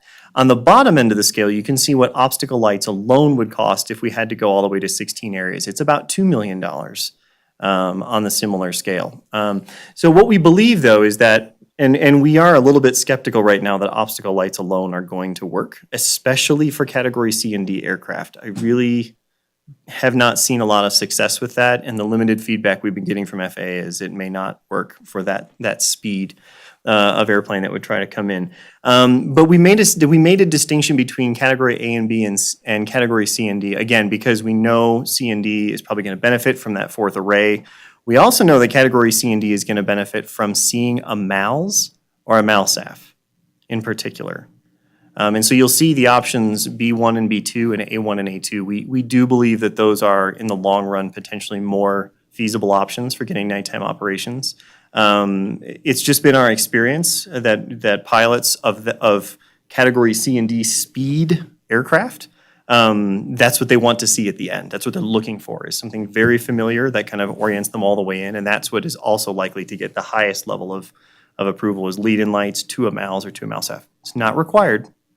There's no criteria that says thou shalt have a MALS or a MALSAF, but we believe that it would result in something more feasible. And I'll come back to this slide if there's questions, but I'm just going to jump into the benefits. Now, I think we've talked about slides like this before. I'm going to go very quickly so that we can get to questions. But what you see on this slide right here is the wind probability of runway 27 being able to support operations. If it's in the green, there should be no problem. People can use runway 27 all day long. And we know runway 27 is the calm wind runway, so this does kind of match. As we get into the white and the orange, what we're looking at is wind conditions that create crosswinds plus gusts that are beyond 15 knots. And that doesn't mean planes couldn't get in. It just means they're having a pretty hard time making their way to the runway. We're also looking at tailwinds up to 10 knots. And a headwind kind of up to 40 knots. Now, we know folks are going to try to land in more headwind, obviously, but we're just trying to kind of limit our picture. And what this is telling us is that there are obviously hours of the day, months of the year, where 27's, neither runway 9, which is the preceding slide, nor runway 27 is a good place. It's just tough. It's windy. The Washoe Zephyr comes through. But what's very interesting about this is that you'll notice that the nighttime boundary, which I tried to illuminate in blue, doesn't have the wind problem, which means that not only would a nighttime feasibility, getting nighttime operations here kind of extend the total operations, it may actually provide an opportunity for planes that are having a hard time getting in here to come in later. So you're talking about new traffic that just knows that between 2 and 5 o'clock, I'm not going, no offense, Carson is not their first choice airport, but if they know that there's a nighttime solution, they'll rethink the viability of the airport. And I think that's something important we want to point out.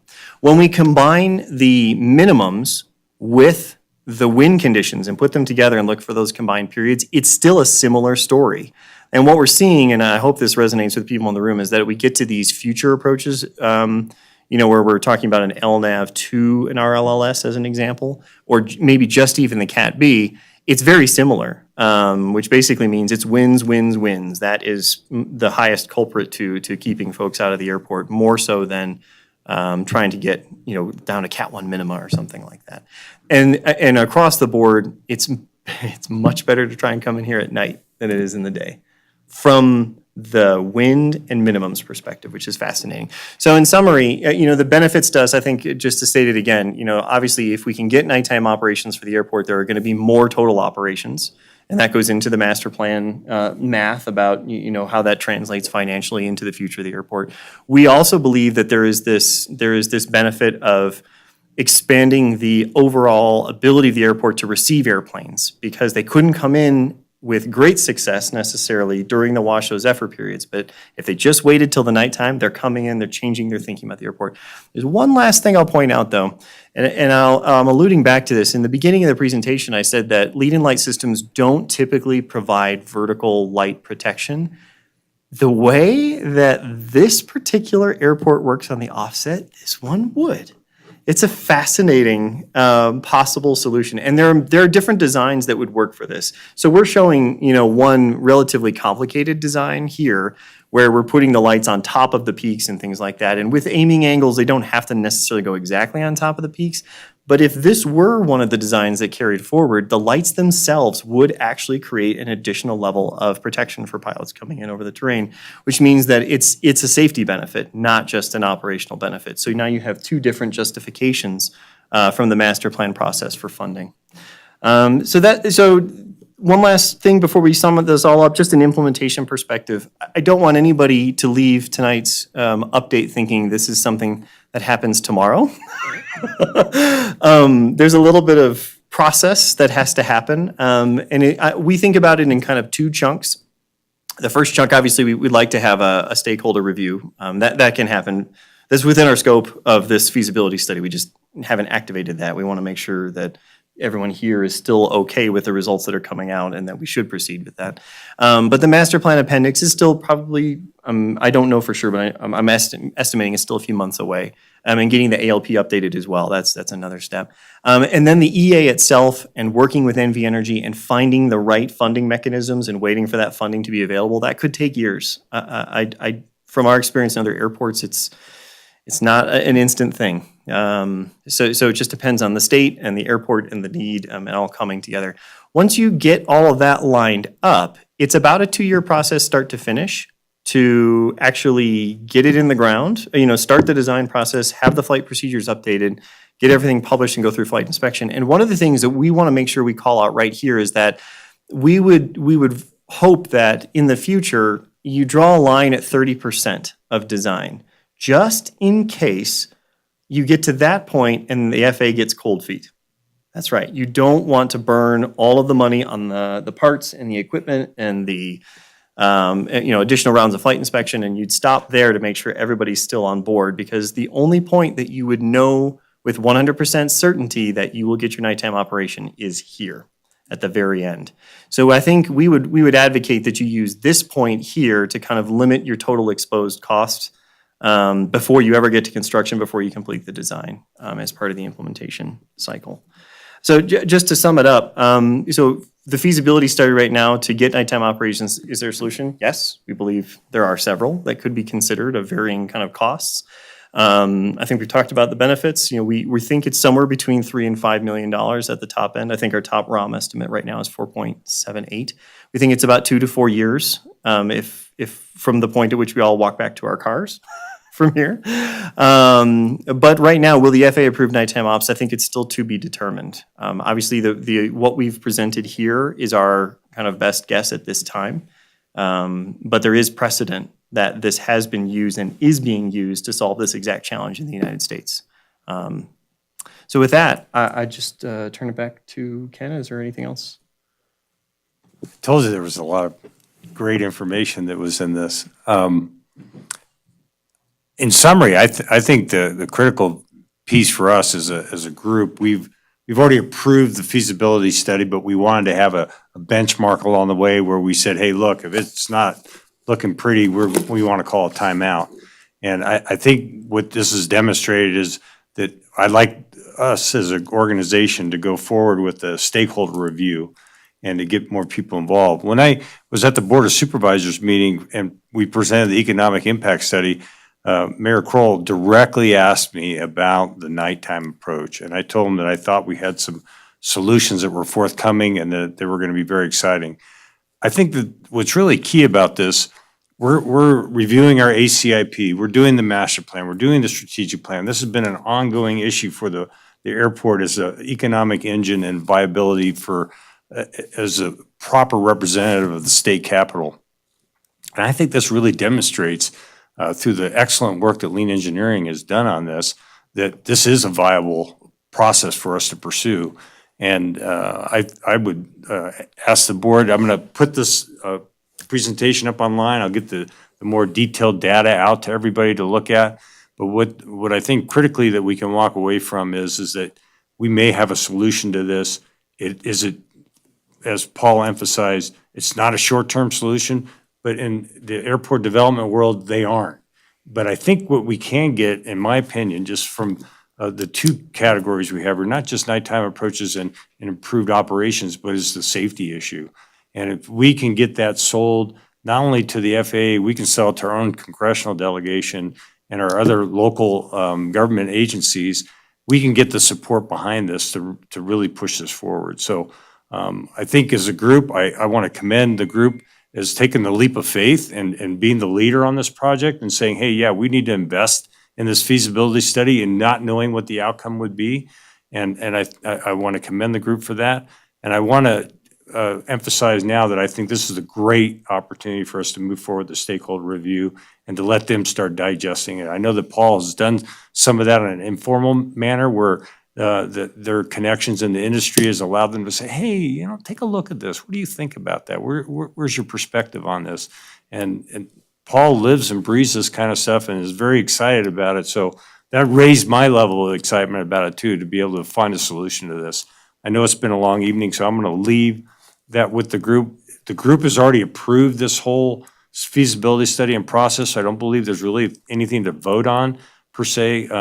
But if there's any questions, I feel that Paul's the right guy to address these right now. Okay, any questions of either Mr. Hanna or Mr. Moen at this point from the members of the authority?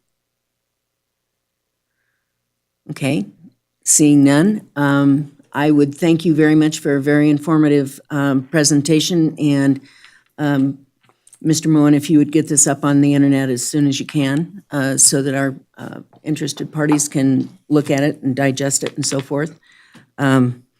As you said, I don't think there's necessarily a motion that goes with this, just the thanks of getting it done in a timely manner. Any other comments before we move from this item on to the next item? Seeing none, we will move on to the airport engineer's report. In your board packet is a report from Armstrong Consultants, outlining kind of where we're at so far in our process with them. On our ACIP was the perimeter fence project that was coming up. So what the work we've accomplished so far is we've gotten the scope of work from Kaufman Associates, and we also just got the scope of work and the grant application from Armstrong. And these tie in real to the two RFQs that we did for the two firms, the engineering and the planning firm. We need to get the scope of works done so we can do the independent fee estimate. So we're going to undertake that. Those are all grant eligible costs. And so we're going to be able to roll that into the grants on these. And they've also done some behind the scenes work for us with the ADO. As you know, when we were in flux with the RFQ, Atkins didn't submit these projects for a design or the environmental. And we really needed to have, as according to the timeline the ADO has established, the environmental in by October. And we didn't have that. But what they've done is they've worked with the ADO to let them know the stance, and they've given us a timeline to go forward on that. So we've actually approved the scope of work. I reviewed this with both the legal counsel and with the board chair. And so that's going forward so they can begin the environmental and the cultural survey. And then we're going to sign the grant application tonight to get it on the calendar for the ADO. And the idea would be that we would open bids around May 1.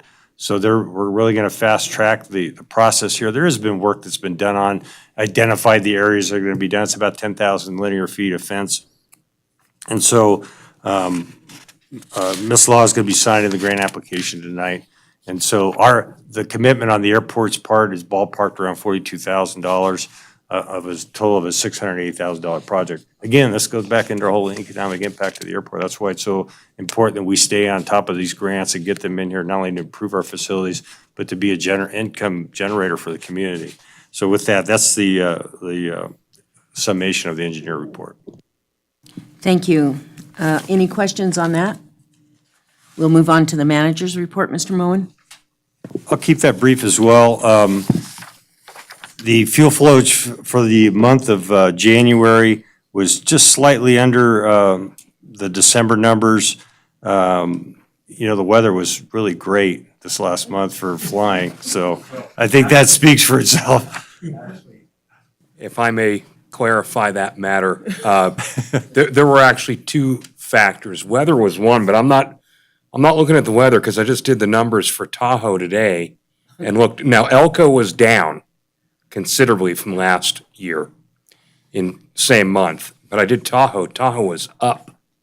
So I'm a little confused there, but hey, It's I'm good not ski arguing. season. Good ski season. However, I do want to state, not as a member of the airport authority, but as the owner of the FBO, our self-serve terminal, as Linda and Ken and Steve knew very well, went out of service for about a third of the month in January, and for about 5 or 6 days in this month, we were out of service as we replaced the one that kept defaulting on us. So that had an impact because there were customers who just wouldn't buy fuel off the truck no matter what. And my next bullet point was the self-serve equipment was upgraded. I think not only did you just replace a bad component, you upgraded the facility, and I think it's now more high-tech, it's more responsive, it's faster. And Oh, so it's incredible. It's a great addition to the airport. Yeah, you put your credit card through that, Ken? I haven't, but Yeah, exactly. Well, Steve will, Lend it to me and I'll take care of it. Steve will do it, but you will notice when you put your credit card, insert your credit card for approval, like that. Yeah. Instead of standing around waiting for it. Yeah, it's a great improvement for the airport, and Yeah. I think the tenants will recognize that over here, the flying improves. No surprise, we had over 16 inches of snow at the airport in the last 2 to 3 weeks. We had the airport closed on 3 occasions, and we actually put a note amount for closure. It was below minimums for one, there's a accumulation of snow. We did make it a top priority and did get them open in a relatively quick order. The last closure was over the weekend, and we were actually open by 9 a.m. on Monday morning. So we were on top of that. We even had our utility plow go out of service for a while. We had to get that repaired, and so that's back in service today. Quick update on the terminal building. I don't know if you've been in there yet. I know that a couple people have. We've replaced the flooring in there, and looks really good. And not only that, the acoustics in there are so much better, it's unbelievable.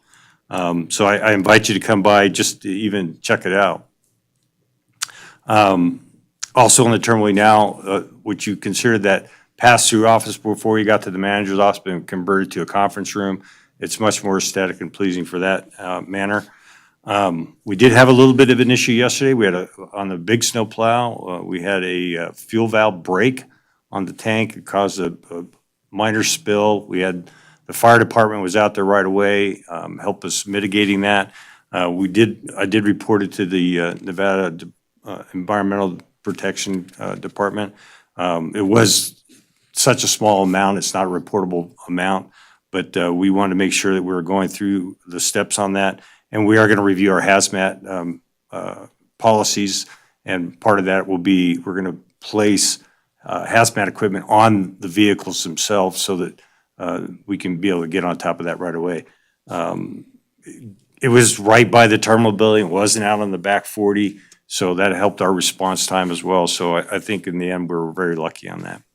I have a telecon with the airport district office on March 6th regarding the ACIP and where we're going with our grant requests. The Nevada Airports Association Conference is March 20th through 22nd. Steve and I will both be attending. I'm going to make a presentation to the group on the economic impact study and the importance of doing that for these airports in our group.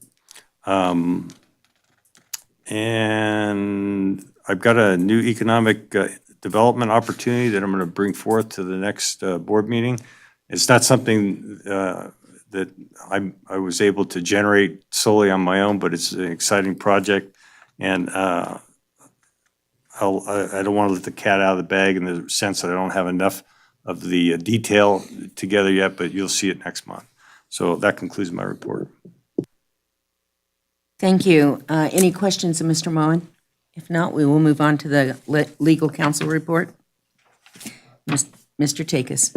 This is Steve Takis, legal counsel. I don't really have anything to report. We're still waiting on our legislation to be introduced.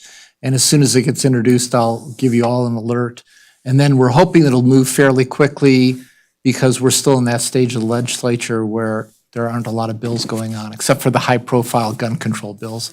There's not a lot going on. That's all I have to report. Okay, thank you. Mr. Harvey, would you do the treasurer's report, please? Thank you. First, you should note that Nevada's up 3-2 over San Diego State. I'm sorry, I had to turn on 8 o'clock game, so I'm sorry. It's early. No, it's early. Anyway, I'm sorry. So going back to the treasury report, so you have the financials. To note a few things that we're still working on that we're going to have to work because just to know this, that in March, we'll present the first draft of next year's budget for review in April so comments from all of us that we have to approve in May for next year's budget. That's the process. So just FYI. So we have some work to do to kind of first clean up where we are today. An example is when you look, you'll see that we have a great income stream right now. And the big part of that, as you'll notice, $251,000 real property tax, and that's because they forgot to pay us the monthly fees for a while.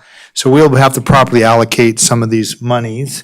So anyway, it's all normal. It just happened to all come in at one time. We also have a question that we're working on when I was looking at both the land leases is up, but that's because we had a prepaid lease that has to get, again, put into the right category. It was just put in the wrong category. And then Class 2 FBO fees are also, we're looking at that. We get to the expense side.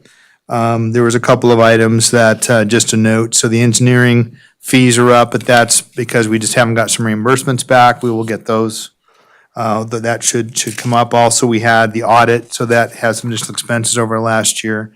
And otherwise, that puts us pretty much in line with our budget. So we have some work to do so that we have a clean review next month of the current, and we'll be working with our managers, CPA, and the chairman to work on next year's budget so we can get started to present to this board and start talking about that next month. If you have any questions, let me know. Any questions of Mr. Harvey? They can be directed to him after close of business today. Mr. Rogers. I don't have a question, but I have a comment that the financial data that presented this month it shows signs of cleaning or some cleaning activities already, and I really appreciate that. It was one of the most understandable, financial reports that I've seen. So thank you very much. The other thing I would comment about is the interest income in account 5500 is the result of putting the excess funds into the local government investment pool, and I think that is really turning out to be a good plan. Yeah, and I think that I'm going to work with Mr. Moen after we get the budget pretty much planned for next year and see if we can't put additional amounts in there so that increases on a monthly basis. So that's the goal as of this time. Any other questions of Mr. Harvey? None heard. We'll move on to item L, report from authority members, and I would like to make a few comments. I worked on getting an appointment with Jeff Fontaine, who's the Airport Association's lobbyist, and Nina Laxalt, and to see Assemblywoman Carlton, who's the head of the Ways and Means Committee, with the idea that with the excess monies that are supposed to be available at the end of session this year because of the marijuana money partially and partially because of the good economy, that they're talking about putting $1 million into the Nevada Fund for Aviation, which would give us matching funds to the counties that would generate another $15 million in construction across the state. And I know that their push for that was economic development in the rurals and so forth. So that may give us a bigger pool of matching funds to go forward with the projects that the Department of Transportation has already received. The other thing is, I don't know if all of you, if it was reported last month, but the city, we worked with Jennifer Budge from Parks and Recreation area, or City Land, and they have earmarked the areas along Fairview, north of the RV park site, both on the south side of Arrowhead and on the north side of Arrowhead. There are 4 parcels there that were under the control of the city through a BLM land bill, and those have now been designated as safety areas for the airport. And I can't do it until I'm finished with the legislature, but my idea is that I'll meet with Nevada Power and see if we can get the power lines that run along the north side of Arrowhead underground in the not-too-distant future. And if we can do that, I'd feel much more comfortable about that RV park. So at any rate, let's see. Oh, I was going to mention that Mr. Kramer's bill has not dropped yet for the update of 844, but that is in the works. And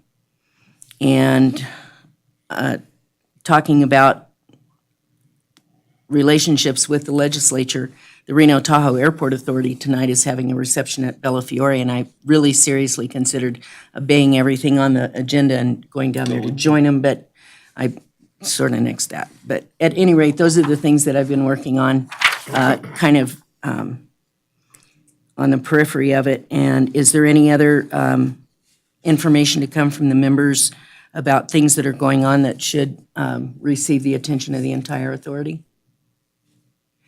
Okay, seeing none. Anybody, public comment from the peanut gallery? I don't see any. All right. If you have agenda items for the next meeting, please get a hold of Mr. Moen and have those included with the drafts so that we can all take a look at them. Other than that, I see no further action to come before the authority, and we are adjourned. Thank you, Madam Chair. Yes, indeed.